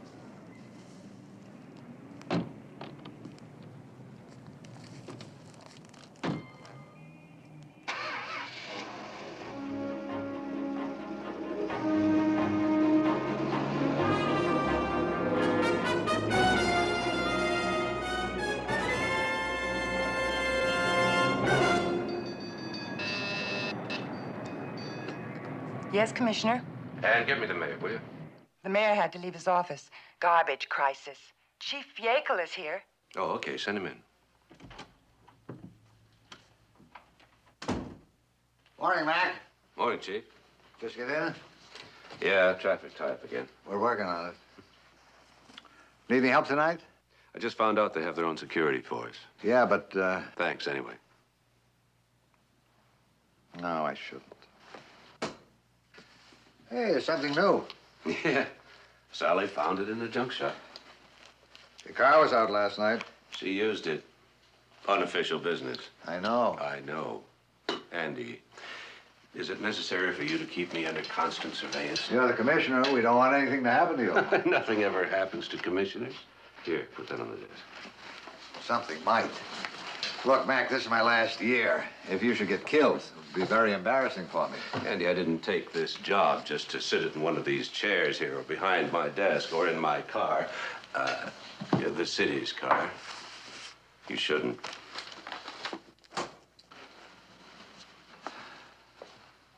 Anything else? Yeah. Your chauffeur, John Patterson. He's a parolee. He's an ex-con. I don't think it's wise for him to be driving your wife around. Patterson is part of a rehabilitation program that Sally and I believe in very strongly. I know. I know. Patterson stays. That's what the whole auction is for tonight, to raise money to help men like him. Well, I hope it works out. Yeah, well, there's just one problem. Sally. She's a compulsive bidder, you know. I know. I didn't know that.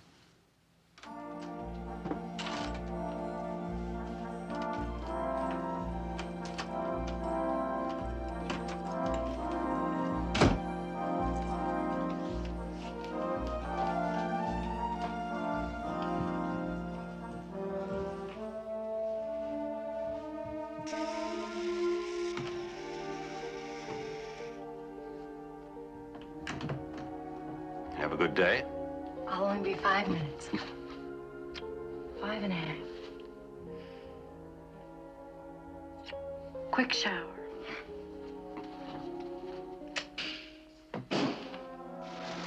Oh! Did it again, huh? You better not be laughing.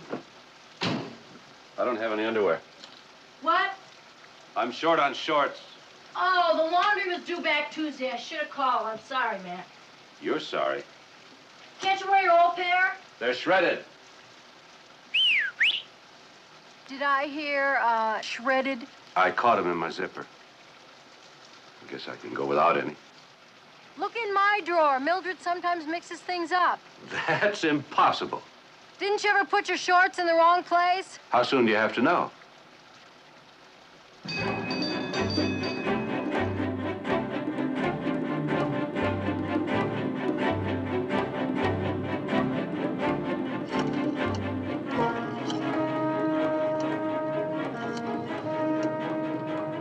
Hello, water department. May I help you?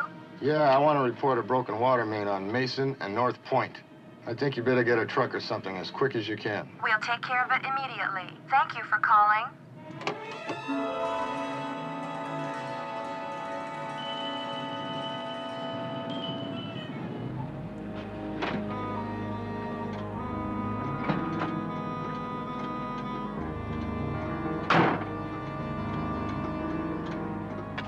I don't see any water leaks around here, do you? We better call in and check it.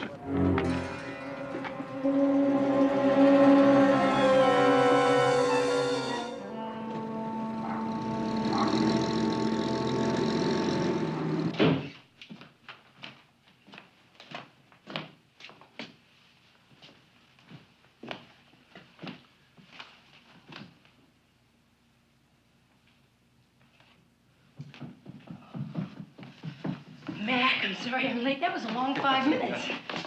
Where are you going? To get my swimming trunks. Swimming trunks. I can't walk without any underwear. Oh, would you please hurry? Because I don't want to miss the bidding on the... Bidding? On what? The sarcophagus, due to go around 9 o'clock. Honey, I want your word you're not going to bid on anything. You've got it. Thank you. Are you going to bid on anything? Yes. Well, there's this unique little Fellini clock. No.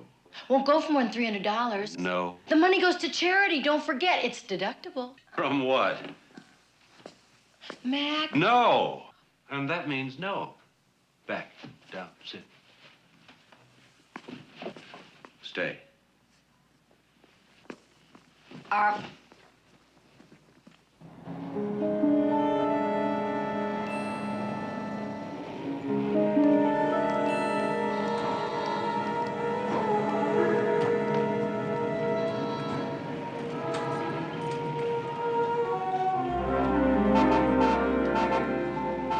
What's holding us up? Oh, they're improving the city.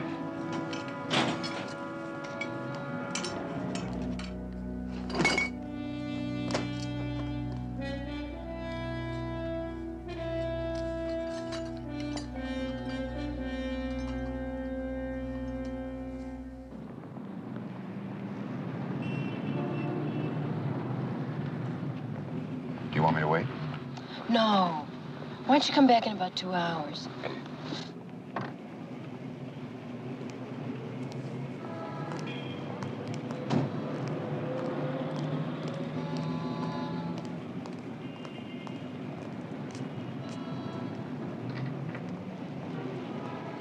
Hi. Thank you. Here we go. Don't be nervous. Well, I wonder how far along they are.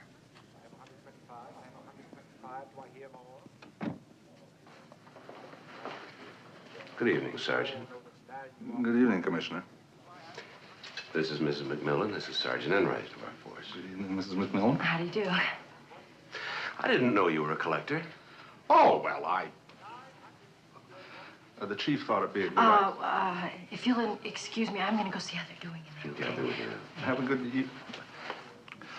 like I was saying, the chief thought it'd be a good idea if I came down here and checked out the security. You said that you didn't need the police, not that you didn't want them, and... You know, the security looks very good, sir. I mean, they've got all the stuff in one room, and it's got one door and no windows, and they're gonna bring out each item separately.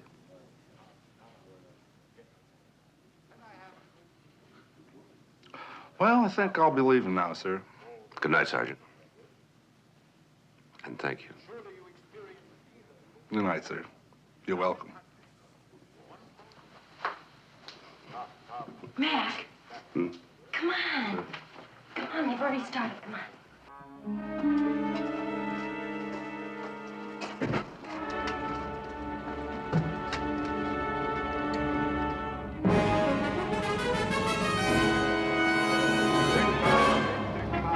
Are we all done? I have 3,800 over there, 3,800. 4,000. 4,000 from the gentleman here, 4,000, $4,000. $4,200. $4,200, $4,200 going once, twice. Sold to Mrs. Wyndham for $4,200. If this is any indication, we're gonna do better than I thought.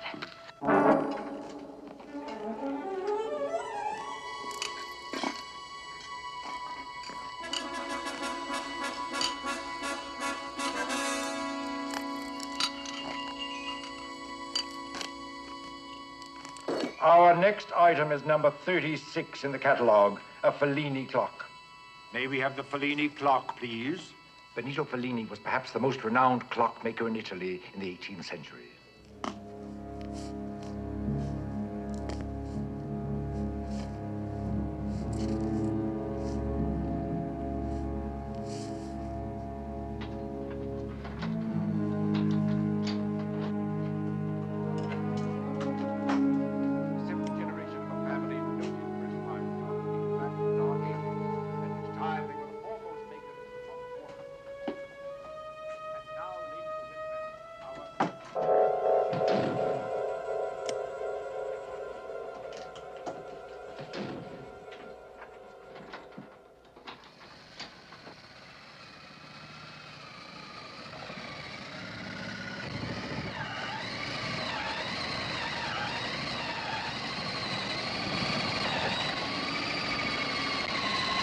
Now, this item is a fine example of Fellini's work, designed by the master himself and executed by one of his most promising students, known to us only as Giorgio. Do I have an opening bid? 125. I have 125. I have 125. Do I hear more? Come, come, ladies and gentlemen. You all know the value of this work. Should go for more than that. Don't bid. Surely you experienced dealers won't stop here. Do I have 150? Do I have 150? 150. 150. I have 150 from Mr. Corday. Do I hear more? $200. 200, Mr. Jacoby. I have 200. Excuse me. Did I hear 200? You did, Mr. Corday. 250. 300. That should be about it. 350. 400. Excuse me, did anybody bid past me? It is only the two of us, Corday. 450. 500. 550. 600. 700. 750. 850. 900. 900 once. 900 twice. I didn't mean to do that. Well, don't tell me, tell him. Is this it? Are we all done? Is that it? Going once, twice, 900 to the... 950. $1,000. $1,000 once, $1,000 twice. Sold to Mr. Jacoby for $1,000. Ladies and gentlemen, the moment we have waited for. The most valued treasure in this priceless collection. Covered with solid gold, jewel encrusted steel. History. Admittedly.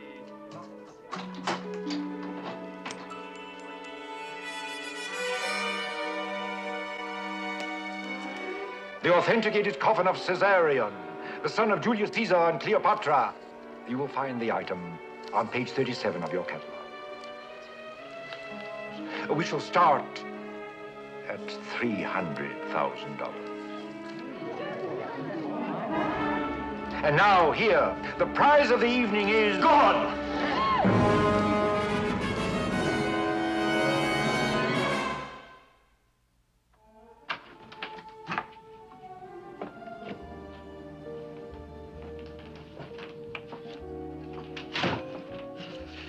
Hey, come on. You're not responsible for what happened. Yes, I am. The whole time I was worried about Constantine and his feelings. I wasn't even thinking about you. Oh, lass, it's not to worry. It's slightly embarrassing to have a commissioner pay to get into a robbery. Well, how could you anticipate it? Well, you heard what Sergeant Enright said. They were professional men. The job was ingeniously planned. It was meticulous. We could have had 50 men there, and the results would have been the same. Do you really mean that, Mac? I wouldn't say it if I didn't. Yes, you would, to make me feel better. How do you feel? Better. See? Come on. That's what I'll tell Yackel in the morning, and I'll tell the mayor, too. Oh, that feels good. Mac, you don't think they'll destroy the sarcophagus, do you? It's insured, isn't it? Well, yes, but you can't insure history. They can take out the jewels and melt down the gold. They won't.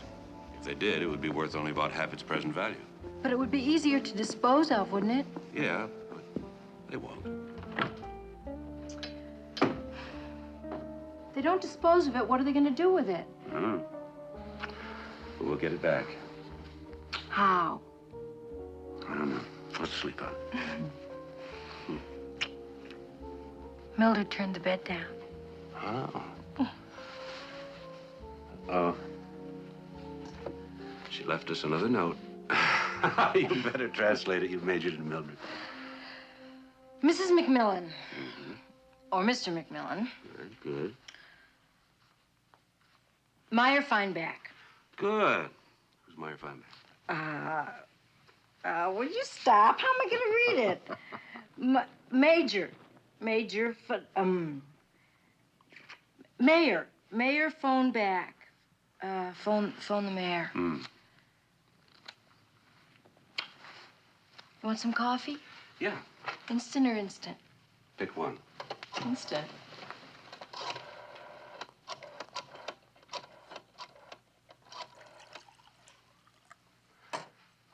Hello, this is Stuart McMillan. Mayor in? Oh, I see. No, I'm returning his call. Thank you. He had to go out. 11th hour negotiations with the taxi drivers.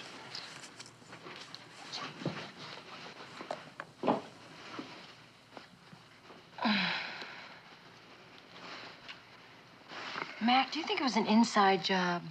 Had to be. The only problem is there were a lot of people inside.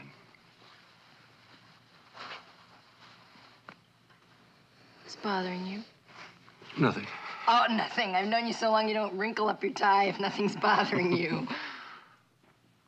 Well, something happened tonight that doesn't make any sense to me. And I can't make any sense out of what it is that doesn't make any sense. It makes sense. There is something that doesn't make sense to... Won't this coffee keep you awake? Not if I don't get to drink it. Oh, here. Watch that hot. Okay. There's something that doesn't make any sense to me. What? Do you remember the Fellini clock? There's no way that clock would have gone for $1,000 if Switzerland went out of business. It shouldn't have gone for any more than $350. Well, then why would Jacoby and Corday, two knowledgeable and reputable dealers, bid $1,000 on a clock that's worth only $300? You're right. You're right. I think I'll have a little informal chat with Mr. Corday in the morning. Why don't you talk to Jacoby? He got the clock. If you want information, you go to the loser. You're so smart. How'd you get so smart? Want some more coffee? No, I don't want any more coffee. Just a little, just to keep you awake.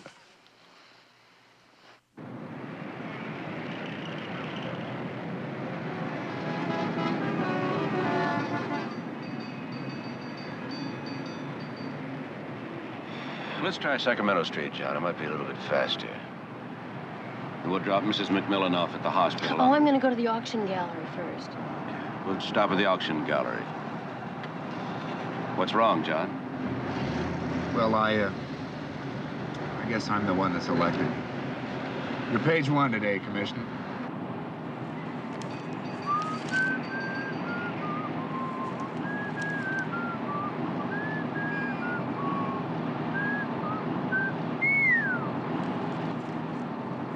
Well, that certainly kicks the hell out of any anonymity. Any anonymity. Try to say that. Any anonymity. See? They'll know who I am. Sally, would you... Yes. Wait till you hear the rest of the would you? It's quite dispassionate. I would anyway. I owe you something.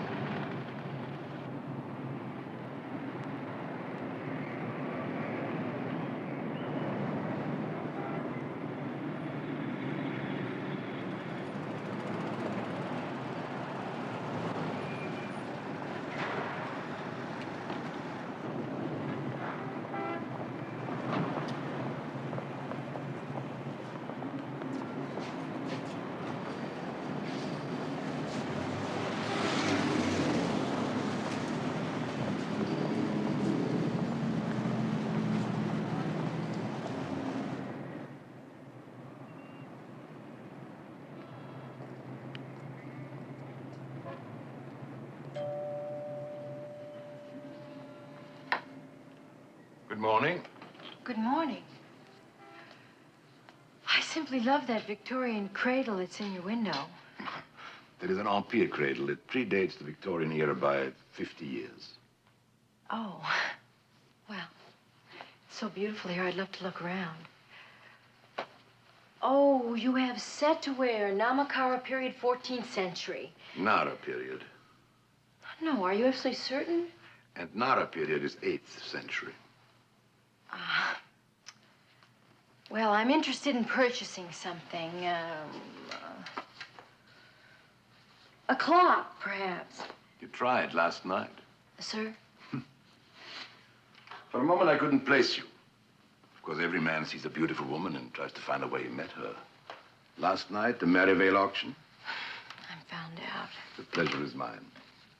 I really wanted that clock, but Robert, my friend, he thought that it was too much. We had a spat. See, Robert simply insists on marrying me, and I refuse to come between him and his wife. I thought maybe the clock would serve as a reminder of how much I really do care. He could always tell his wife that it was a business gift, or couldn't he? It would be our little secret, don't you think? I think we've shared a moving story. But truth is rarely as important as enthusiasm, and when it's telling a tale anyway. A tale? Yes, and if it isn't, you have the promise of my discretion. I will not reveal Robert to your husband, Mrs. McMillan.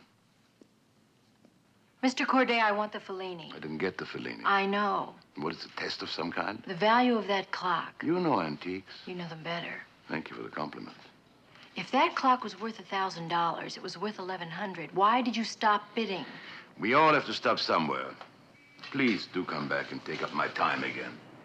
Your perfume and your smile do something for this heart of mine. I'm being thrown out. How can you tell?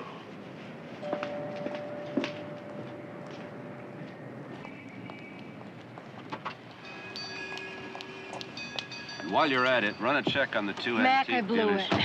Run a check on the two antique dealers as well. Jacoby and Corday. Yeah, I'll hold. You blew it, huh? Yeah. John, wait a minute. I left my glove Press. inside. Oh, don't worry, I'll get it. Well, tell them I'm not coming in. Yes, of course, I'll be in. I'll be in a half an hour. All right, okay. It's a press. They want a statement. Oh, you can't stall him forever. What are you going to tell him? I'll tell them I don't approve of crime. What happened in there? He recognized me from last night. All right, let's try Jacoby. Mac, I think you better tackle Jacoby. You're a better match for him than I am. And Commissioner, Corday's been killed.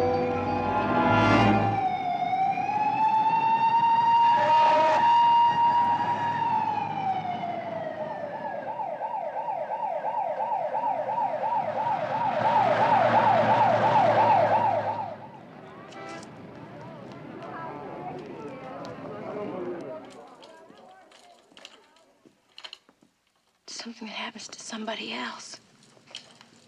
You read about it in the papers, or you see it on TV, but just a minute ago he was here. He was talking in this funny way and moving his hands all around. You know, until a man dies, you don't think of him as being alive. I'll have Patterson take you home. No, I think I'll go to Maryvale. Why? Because I could look over and see how we did last night or something. Anyway, I have to go to the children's clinic. It's my day. It's better if I keep busy, don't you think?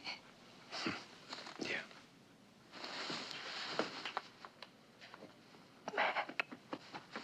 I'll be okay. Okay. I'll see you later. Oops, and right is signaling you. I'll see you later. Well, the medical examiner thinks it's a cranial fracture, but we'll know more from the coroner's office in a couple hours. Yeah, it looks like it was done with a candelabra.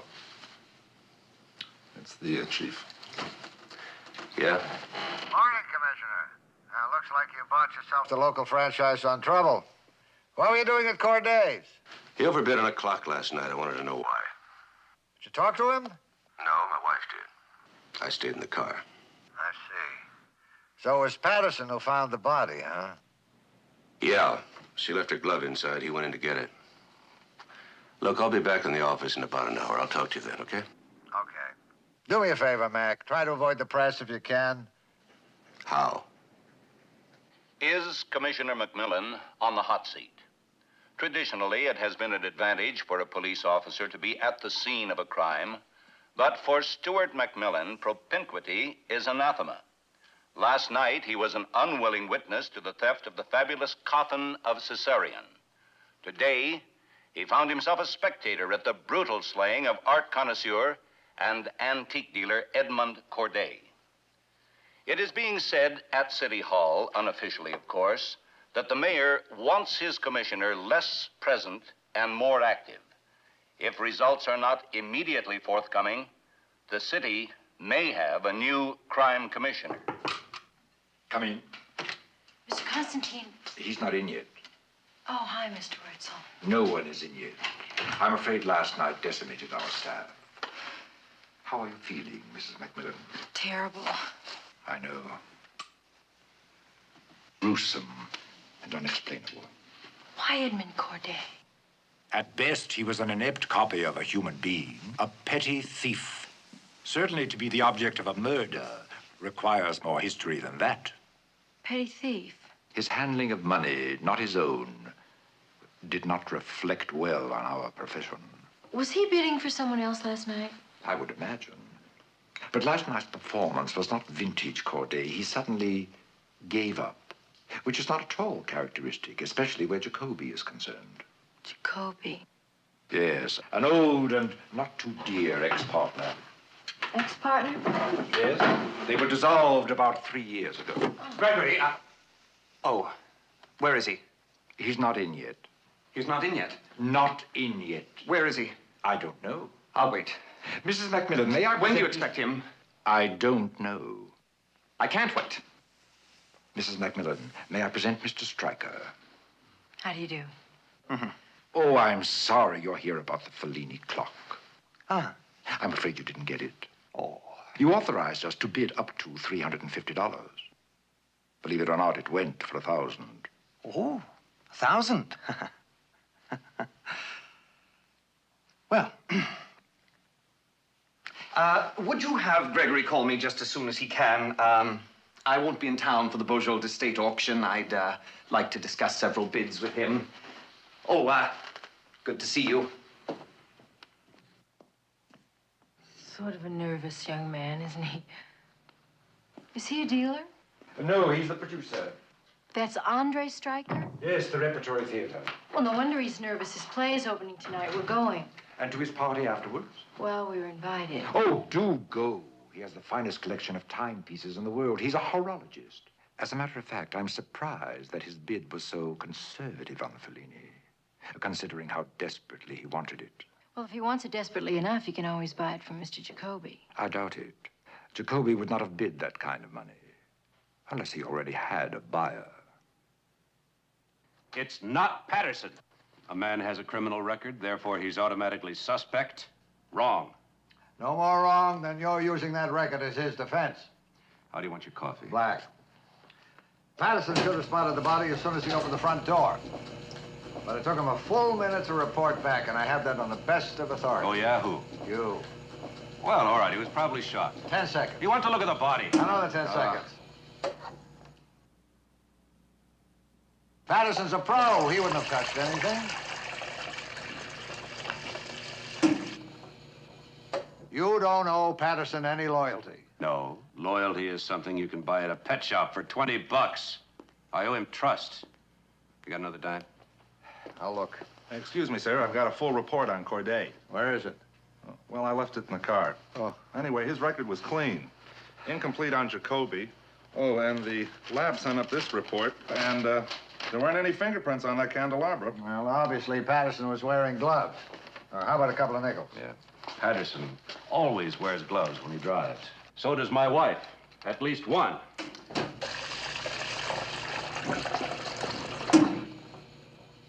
Give him another dime. Andy, did you ever think that maybe somebody else was in the store when Sally was talking to Corday? She said herself he was nervous, evasive. After she went out, he killed Corday and walked out the back door. Oh, I'm afraid not, sir. That back door was padlocked, so the killer had to go out the front door. Commissioner, with your permission, I'd like to ask Mrs. McMillan a few questions. Corday may have told her something important. She would have told me. Well, she may not know what she knows, or what the killer thinks she knows. If there was anything to know, she'd know. She's Fred Hull's daughter, remember? Fred Hull was a great criminologist. That doesn't make it hereditary. No, but she grew up in the business. She knows a clue when she meets one. Come on. Commissioner, it's your office on the phone. Oh, thank you. Come on.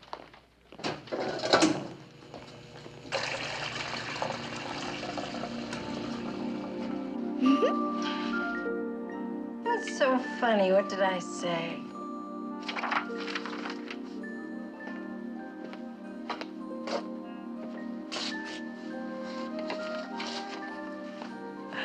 What did I say?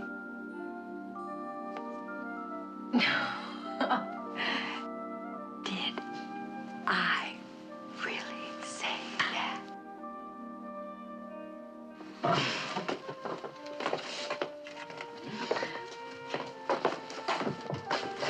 Miss McMillan? Yes. I'm Dr. Hinton, and I wonder if I could observe your next class. Sure. I hope you don't mind my sitting here. No, of course not, Dr. Corday. Corday didn't have it. I'm sorry, you didn't understand that. He didn't have the hearing aid.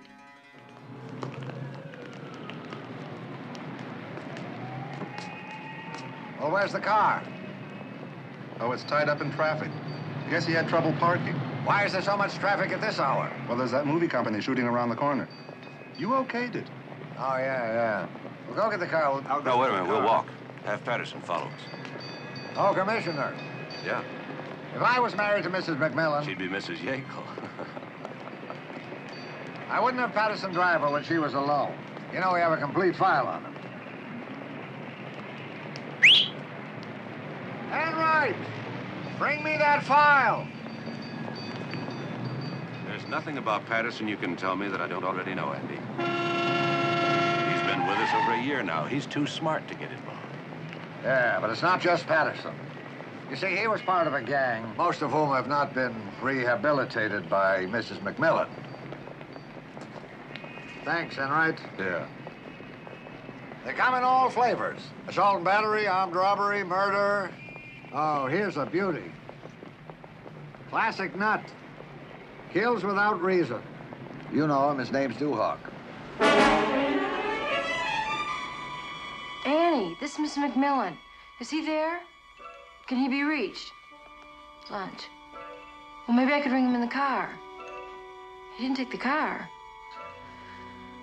Well, listen, could you tell him when you hear from him that I'm at the clinic and to please call me? And if I'm not right here, like, and he can't get me on the phone, to try anyway. Because I've got some important information for him that I found out about Mr. Corday.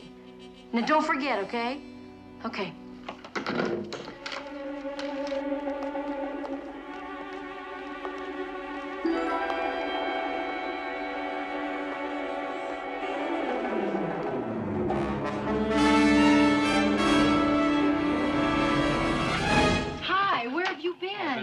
All afternoon. I must have left you a dozen On drug messages. abuse. Good. Is anything wrong? I mean, No, I'm you fine. okay? Thank you. Can I come into my house?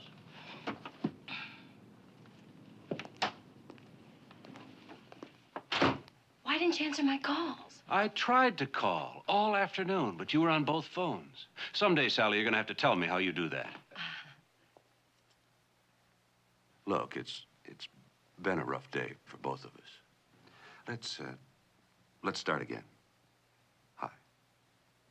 Hi. Hmm.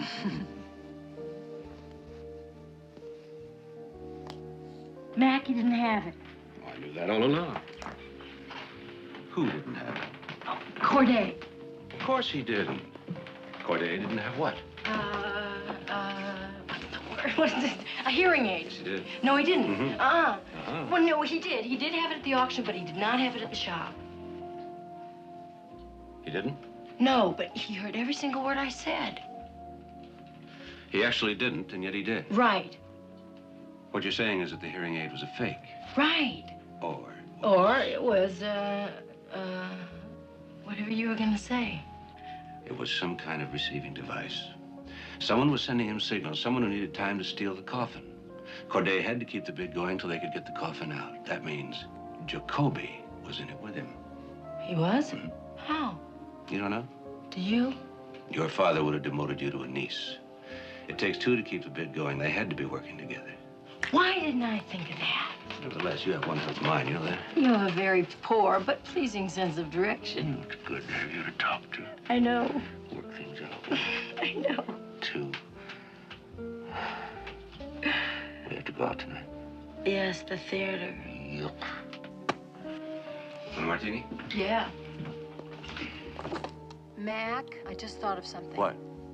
Corday and Jacoby would not have been working together. Do you remember Mr. Wurtzel, the auctioneer? Yeah. He told me they weren't very friendly. Oh?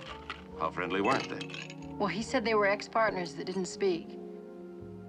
Who was it who said the love of money is the mucilage of many a fractured friendship? I think it was you. Or Snoopy. It was me. What I have to find out now is if it was possible to steal the coffin in the time it took to bid on the clock. How much time would you say it took? I really don't know. Make a guess. 5 minutes? Yeah, I'd say about 5 minutes. That's a good guess. Is that time enough to steal something as heavy and cumbersome as a coffin? Well, I'm really not that familiar with the stealing of sarcophaguses. Sarcophagi? What's the plural? Coffins. From what you told me, that coffin had to weigh at least a couple of 100 pounds. That's yeah. an awful lot of dead weight for two. That's no pun intended. I'll try and For forget two it. people to crawl through a tunnel. Why two people? Well, they had to go single file. It was only about that wide. Can it be done in 5 minutes? And was it? That is the question. Arriba. Arriba. Abajo. Abajo. Al centro. El centro. Al Al dentro.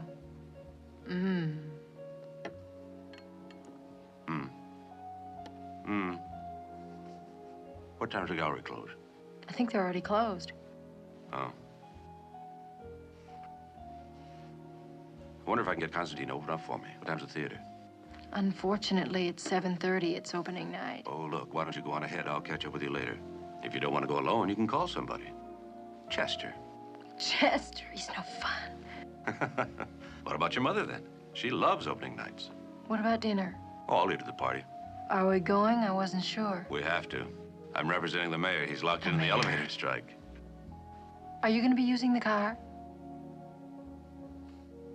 The chief thinks that Patterson is involved in this somehow. Well, that's ridiculous. You know that. What kind of evidence does he have? Hypothetical and circumstantial. The very thing that you've been fighting your whole life. You make me sound most noble. I like it. You are. Why don't you just thank him for his concern and tell him that I feel perfectly safe with John? Sure. Really? Okay, you take the car. Unless you want it, Mac, I could take a cab. No, I don't want you to take a cab unless you don't want to take a car. I'd be perfectly happy to take a cab if you want to take the car, but believe me, I don't want to take a cab because I don't want to take the car. I'd only take the cab so that you wouldn't have to take a cab because I've taken the car. I'll take the car. I'll take a drink.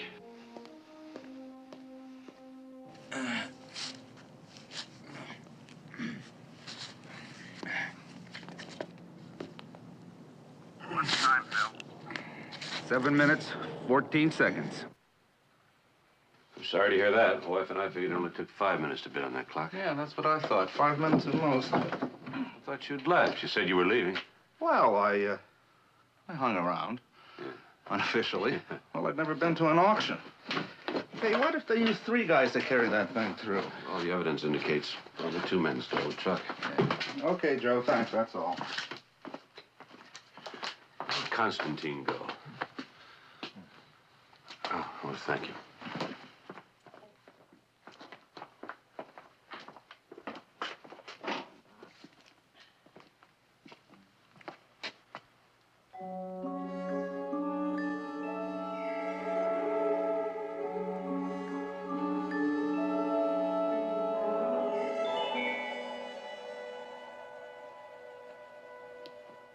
Finished already? Yes. Last 24 hours have been rather tense, and yoga is the way I relax. Did you find what you wanted to know? I'm afraid we found out what we didn't want to know. They couldn't have taken the coffin in 5 minutes. How did you arrive at 5 minutes? Well, that's how long we figured it took to bid on the clock. We just timed it going through the tunnel. It took a little over 7 minutes. The bidding took 7.5 minutes, precisely. How do you know that? Well, I was watching the Fellini. It was working. Everything we sell is in mint condition. Well, then they could have taken it. Yeah. Thank you. Sorry to have interrupted your meditation. Good night. Good night.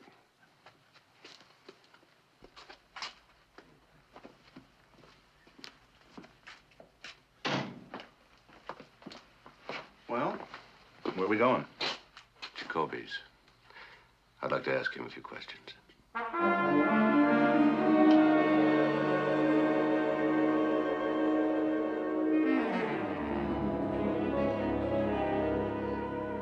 I don't think you're going to get any answers, Commissioner.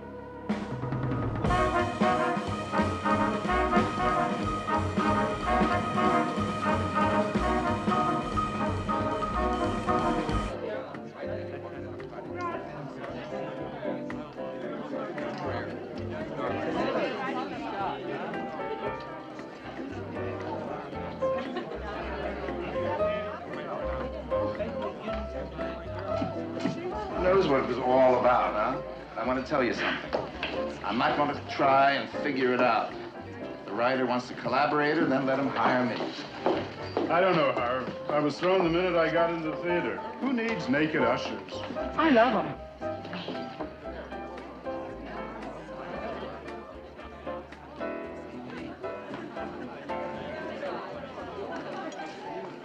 Well, I'm sorry I kept you waiting so long alone, Mother. Oh, I was just talking to that delightful young man.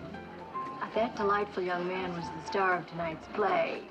Oh? Yes. I didn't recognize him first. You want to go out and get some fresh air? Yes, definitely. Okay. Oh, put your shawl on, darling. Okay, here. Is that it? What's he doing there? This is sort of crazy party. I was coming down the stairs and everyone was talking about the place. You heard some of the things that they were thinking. Careful! Oh, you almost walked right through this glass.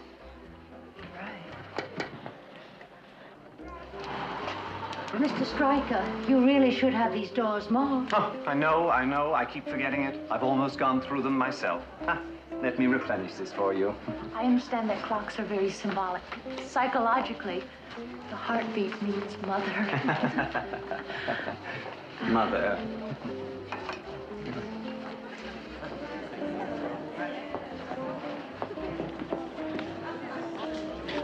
Stryker. Commissioner, welcome.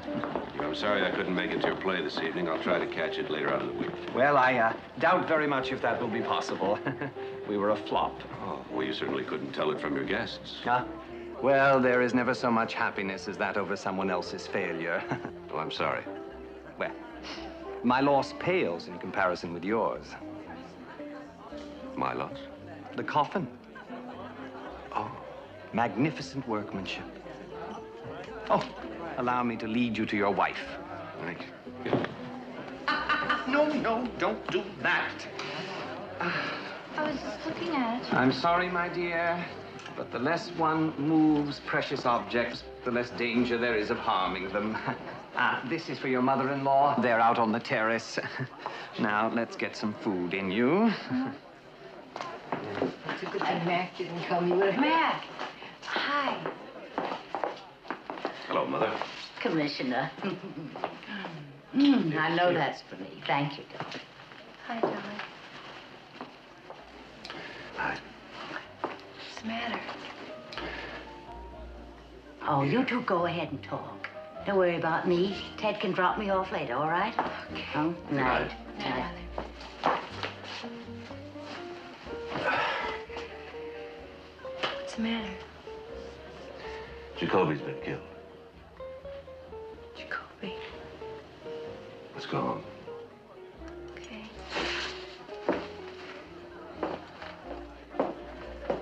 Do you have any idea who might have done it? Somebody's masterminding this whole thing and anticipating me 100%. What are you looking for? Oh, I don't know what to do with my purse. Mr. Stryker. Did you lose something? Well, yes, I can't seem to find my purse. Oh, well. Oh, there it is. Is this, No. No. I'm sorry we're leaving so early. We had a very nice time. Well, may I suggest that you use the rear elevator? It'll save you 1,000 goodbyes.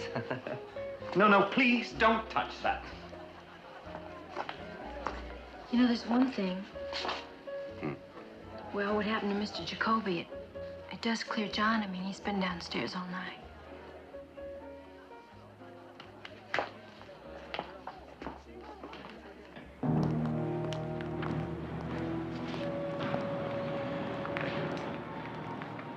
I don't see the car. Dark blue limousine? Yes. Well, he took off some time ago. Oh, no, there he is.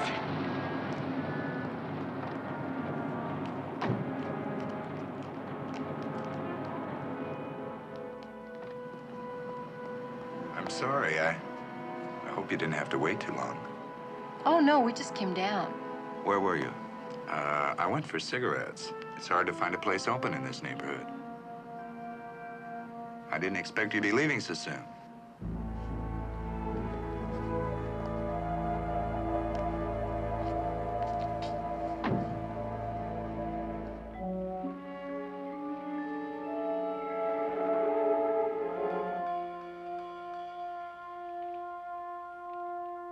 Mac?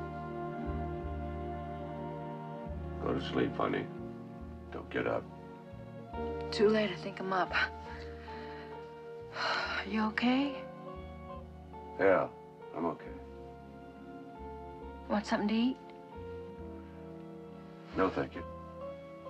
How about some juice? Huh.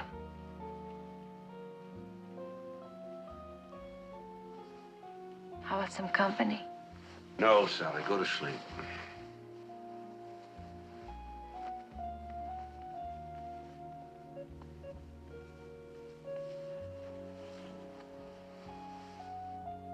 You didn't sleep all night. You know how I know? Your side of the bed's too neat.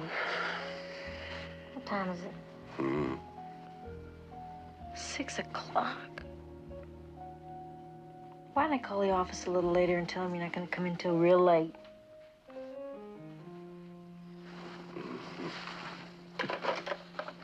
Who are you calling? Nobody's going to be there.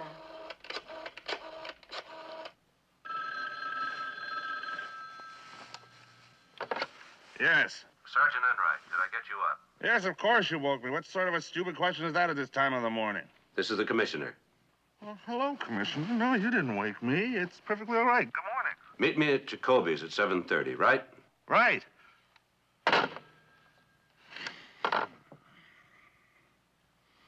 Dressed. Get dressed. Now get dressed. Dressed.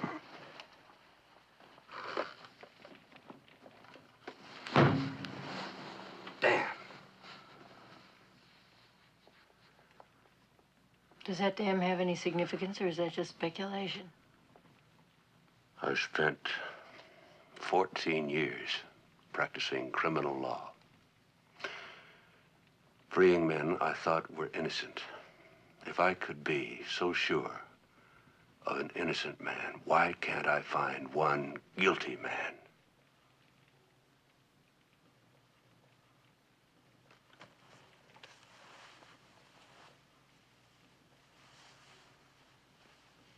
Sally, the murderer, is someone we know.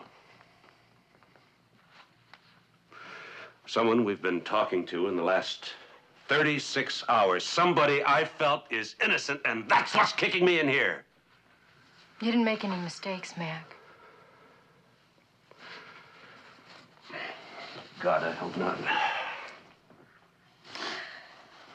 Why don't you just go back to bed for a little while? Oh, I couldn't sleep. Who said anything about sleeping? Is that always the answer? Ask any A student.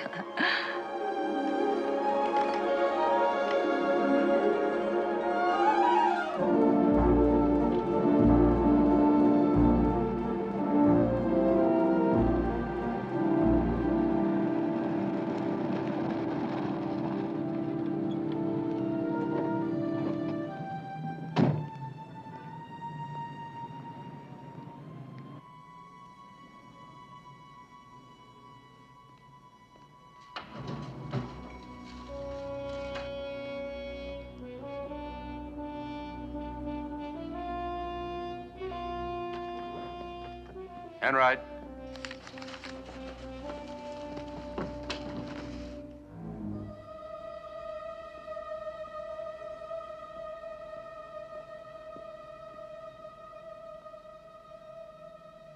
Enright.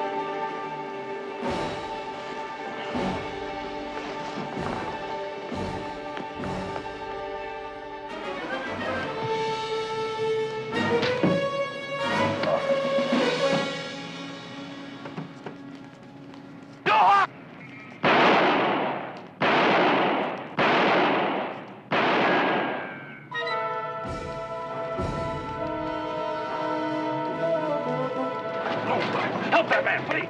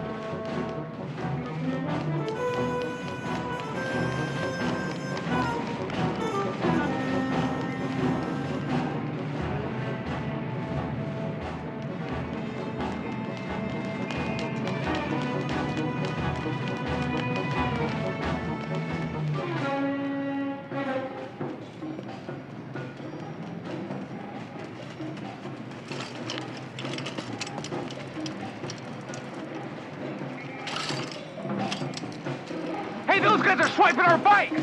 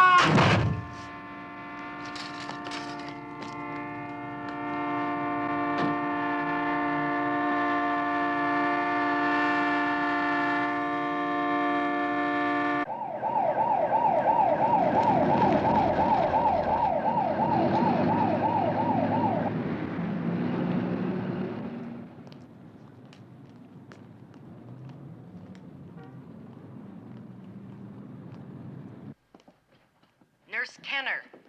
Nurse Kenner, please.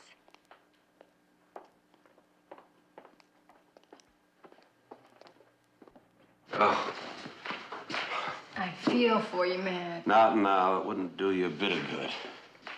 Maybe I could massage No, you. no. Just leave me alone.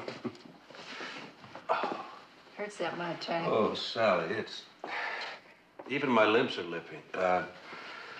I'm all right. You know what I'm going to do? I'm going to go down to the pharmacy and get you some of that liniment that my mother still uses. Well, Commissioner. I understand you've been getting in some exercise. How's Patterson? The doctor says he's going to be okay. Good. That's a very courageous thing you did. Only until you think about it. Once you do, it's stupid. What if I caught up with him? Interesting thought. Oh, I gotta run. Doctor, I'm Chief Yackel. Is it possible for one of my men to speak to Patterson sometime this afternoon? I'm afraid not. He took a bullet in the shoulder and he's got a slight concussion. Andy.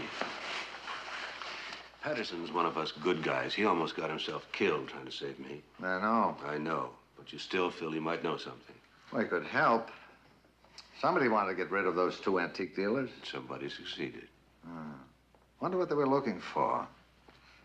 Anything in Duhawk's pockets? Nurse Davenport. Nurse?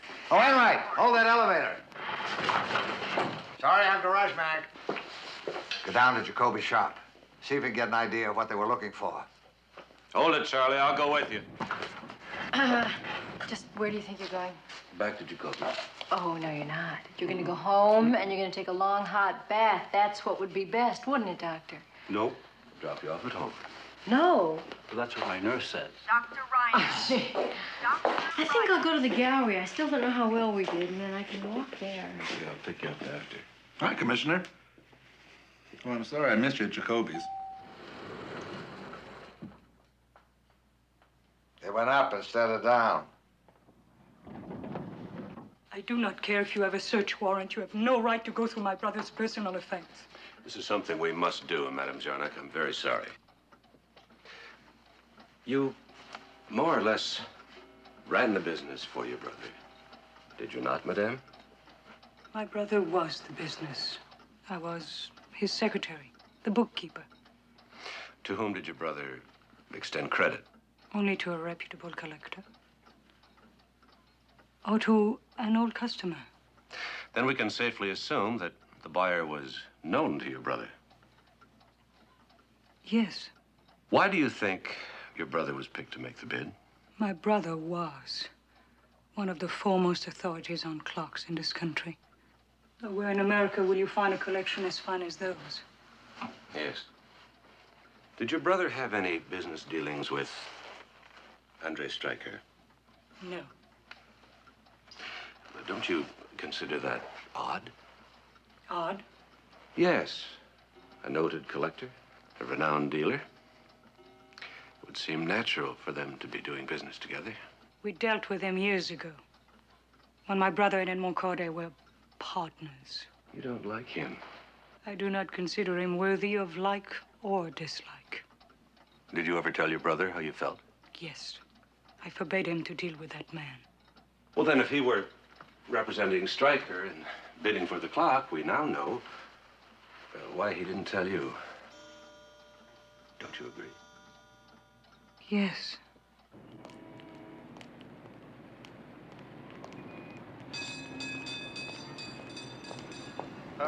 Commissioner, why don't we stick with the car, if it's that far? If what's far? Well, wherever you're going, you obviously have a destination in mind, the pace you're setting. Last night at the party, Stryker talked about the coffin as if he'd seen it. Yet it was stolen before it was ever on display. Is there a phone booth around? I want to call my wife. Well, yeah, I think I can find one, Commissioner. I want you to make a phone call, too. I want you to get as much information from whomever about Andre Stryker as quickly as possible. Oh, Commissioner, how about Chamberlain? He's a good cop and a theater buff. That's fine.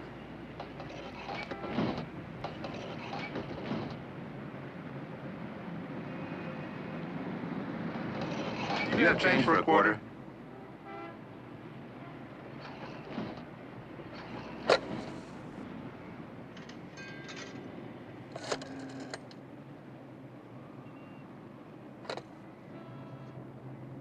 You know, I never expected to get that much money for those candelabras. Oh, yes, of course. Oh, excuse me. Yes. Just a moment. It's for you. Oh, thank you. Hello? Oh, hi, darling. How are you feeling? Well, I can give a pretty good imitation of a man walking. I think we're going to be a little longer than I thought, so why don't I take myself home? Well, I'm going to be tied up, too. Why don't I check with you later when I'm finished? Now, don't hang up. There's something I want to ask you. Why would I hang up? Because that's what you always do when you're preoccupied. Oh, don't be silly. I'll see you later, Mac. Mac? Mac, What is it? don't you ever get tired of being right? Is he still there? Can you talk?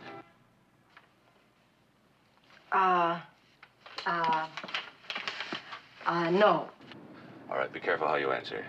I had to do, because Well, not that careful. I want to be able to understand you. Last night, Stryker mentioned the coffin in very descriptive terms, almost as if he'd seen it. Oh, that would be impossible. It wasn't on display. You goofed, didn't you? He's sitting right here, and Were there ever any pictures of it taken in the newspaper? Or have there been any in the art magazines? it's hard to say. Mrs. McMillan. Are you all right? I'm really all right. I'm fine, Mr. Wurzel. Thank you very much. No, none. I know the family very well, and they don't like having their pictures taken. They're very private. It's been like that for centuries. You mean there never were any pictures? Right. Okay. Thanks for the meal. I'll see you later.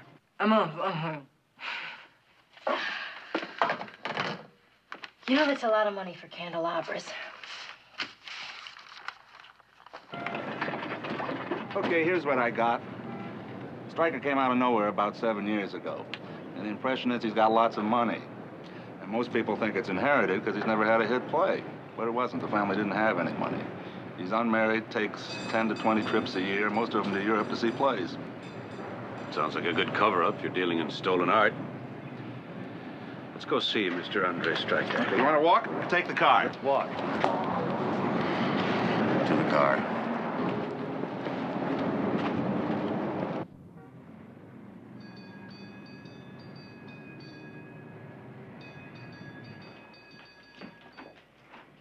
Right. Hold it!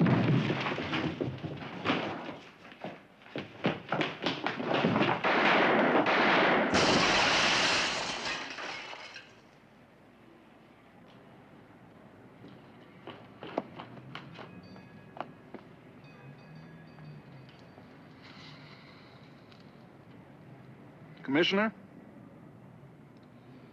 Next time, let me go first. What next time?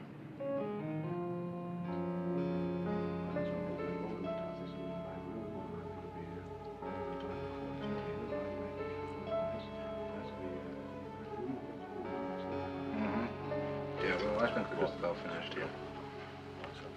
Another hour or so at the longest. Okay. Well, thanks for the information. Look, they were booked on Meridian Airlines, but I don't think Meridian Airlines has any freight service, so you better check all planes large enough to carry a coffin just in case, and the docks, too. You know, Commissioner, I don't think Stryker was taking anything out of this country but himself on this trip. But it's routine to check, and if we didn't do it, it wouldn't be routine, and... You know, just between us, I've never been involved in a situation like this. There's not one suspect in this theft that's not dead. I mean, there's no one left among the whodidits to tell us what they did with it. Excuse me, it's been nice talking to you. Hello. Yeah, speaking. Oh, hi. Yeah? Sure, be glad to tell him. Right, bye-bye. You know, I think it was Stryker who masterminded this whole thing, sir. Yeah, Stryker who killed Corday. Blackmail, wanted to keep him quiet, and... Well, the only trouble with that theory is that no one saw Stryker come out of the store. If he didn't come out of the store, and we didn't find him in the store, well, then where was he? You okay? Yeah, I'm fine.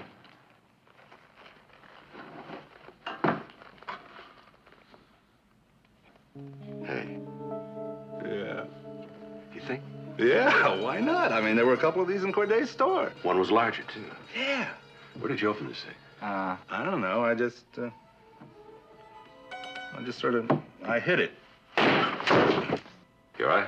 Yeah, I'm okay, but I'm disgusted. Ow. Oh, excuse me, sir. I didn't know you were getting in. Man could hide in here. Look. Yeah, it's big enough. Sure. Yeah. The only problem is, sir, I think it looks airtight. I mean, a person couldn't breathe, could he? I mean, if a man stayed in that place as long as we were in the store, he'd be dead, wouldn't he? Mm. Oh, by the way, that was your wife on the phone. She said she was finished down at the gallery. Thank you. Mm-hmm. No, Commissioner, look, if you like that thing that much, why don't you wait until they sell off the estate? Here, be careful of it. What does Stryker say? You don't move precious things. Commissioner? Yeah? Oh. I'll call your car later. Yeah. Hi. Hi. You're walking better. I try harder. Been waiting long? Mac, you look awful. Thank you. You do. You look exhausted. You know what you're going to do when you get home? You're going to take a nice, long, hot bath. What does the doctor know? And then you're going to sleep the clock away. I can't. I have to go out. Official business. Mac, you can't be serious. You're serious. Do you remember today? Today was the day you took the torture tour of the Seven Hills on a bike, not to mention being slugged, mugged, bludgeoned, and shot at, all in no less than 6 hours. Well, when you're having fun, time flies. Oh, Mac, Look can't out, you... Look out. Can't you call a... Thanks. Can't you call the mayor and tell him that he can fill in for you? I mean, he owes you about 10. Just tell him that get you're a hold of him. kaput. He's been locked in a teacher's strike since morning. I'll be home early. I have to go home and change. Mac, just out of curiosity, if we're going home, wouldn't it be faster to take a cab? I want to go down to the basement and satisfy my curiosity. Sarcophagus? What do you know? What do you think? I don't think the coffin was taken out of the gallery. Just moved a short, safe distance. I knew you were thinking. What do you mean, a short, safe distance? Last night, Stryker said something about moving precious things. Stryker's too meticulous. He wouldn't move that coffin through the tunnel in such a short time. There's no way. You mean the whole thing with the sawhorses and the guys in 5 minutes, and could 2 guys do it, one at each end, and all that stuff was just an act? That's Stryker. What a performance.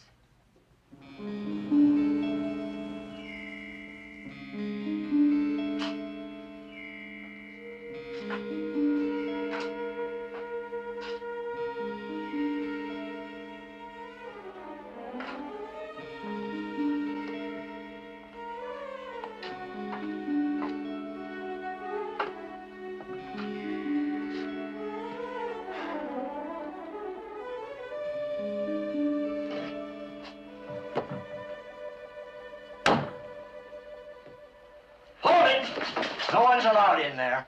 Oh, hello, Commissioner. I just wanted to take a look around. Oh, sure. Okay, just be careful. They think that wall could collapse. Right. What's in there, George? All the stuff for the next couple of auctions. It's our main storage room.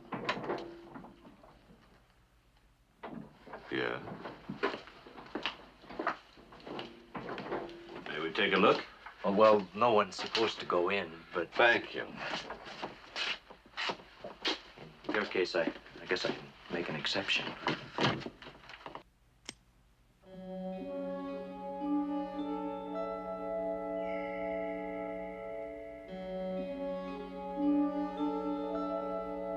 Well, it's needle in a haystack time.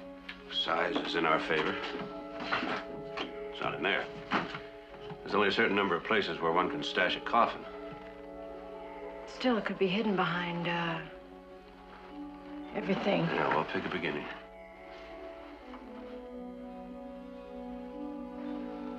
Mac, help me move this. This is exactly the same crate that they unloaded the sarcophagus in when I went down to the warehouse that night. Just exactly like, now, wait a minute, move that heavy with me. It's gonna be in here, Mac. This is gonna be it. I don't think it's gonna be in here, Mac. Oh, here, wait a minute. Well, so much for logic. Let's try instinct. I think I'm out of it. Sally. Oh, it's too shallow. Hey. Mac! A mummy case. Cleopatra, think of it. An Egyptian mummy, that's it. Cleopatra. Cleopatra, the mother, Caesarion, the son. It's inside the womb, the tomb. It's Stryker. That's the way he would think. It's very appropriate. It's propitious. Come on, Mac, hurry up. Oh. Come on, Mac. It's gonna be in. I know that it's gonna be in here, Mac, if we can figure out how to open this thing. Do you know how to open one of these? Sally, you could get clobbered. Open one of these. Before, let's see where.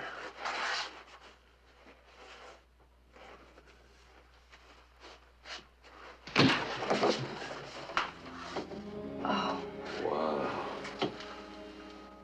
he's really beautiful, isn't he? Yeah. Your instincts are alive and well and living in... Uh-oh. We're leaving. Why? Stryker wouldn't do it alone. Why would he hide it here? How could he get it out of here? He'd have to have an accomplice, somebody that worked in the gallery. Who? I think Constantine. Constantine. It seems, Mrs. McMillan, that each and every time we meet, there is the same recurring problem. How to get rid of you. Here I am again, struggling with that same problem. It does seem endless. Endless. Oh, I like that word. Let's keep it that way. It'd be foolish to kill us. Foolish, yes, but that does not make it any less necessary. The guard. The guard knows we're here. I hope so. He'll be the one who discovers your bodies, victims of a cave-in. I heard him warn you before. He's making his rounds. We'll wait till he gets upstairs. One question. I'm intrigued. There's something I'm dying to know. Did you hide in a case like this after you killed Corday? It's a dangerous assumption. Yeah, well, these are dangerous times.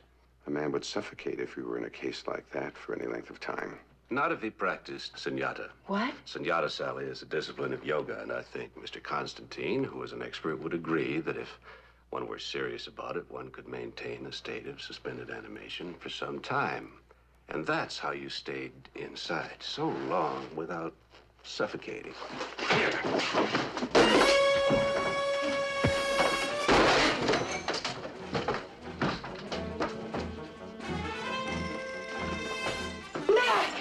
Okay. Are you okay? I'm fine.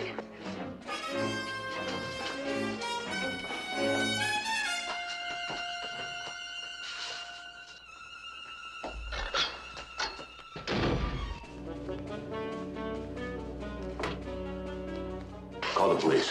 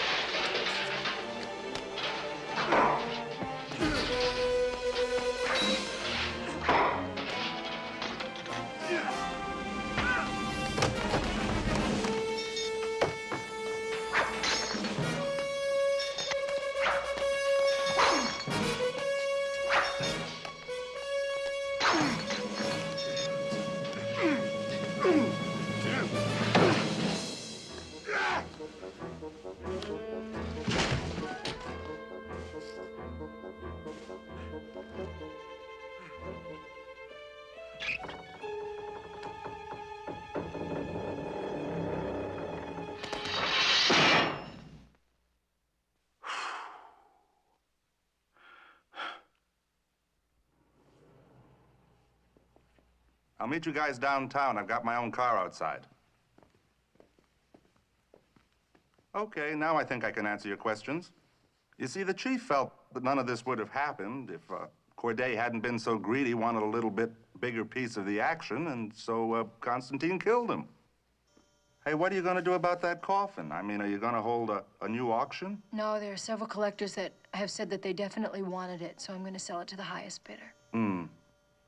You okay, Commissioner? How did Constantine plan to get rid of it? That was Stryker's job. He had contacts, mostly in Europe. Yes, that's why Constantine used him. Oh, so Duhawk and Wilson were working for Stryker. Right. Why did they kill the second guy, the Jacoby. Jacoby. Come on, darling. Well, probably, you see, Stryker felt that he knew too much and would incriminate all of them. Can I give you a lift, Commissioner? No, Charlie, we're going to take a taxi. It seems every time I get into a police car. Yeah, well, I understand. Well, congratulations and good night. Good night, Sergeant. How are you feeling? I seem to be asking you that an awful lot these days. As long as I'm around to say I'm okay, I don't mind. Why don't you skip tonight? Under the circumstances, I am sure that the mayor could... No, he can't. He can't. Sergeant, Chief Yakel. Chief Yakel could do it. It's the Police Athletic League, isn't it? No. I promised I'd be there. I'll be home early. What is it tonight? What is it that's so important? What are you doing? Refereeing the championship basketball game.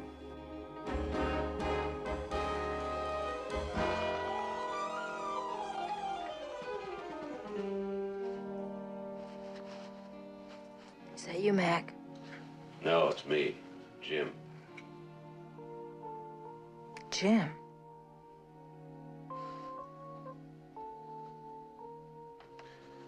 Yeah, the mayor.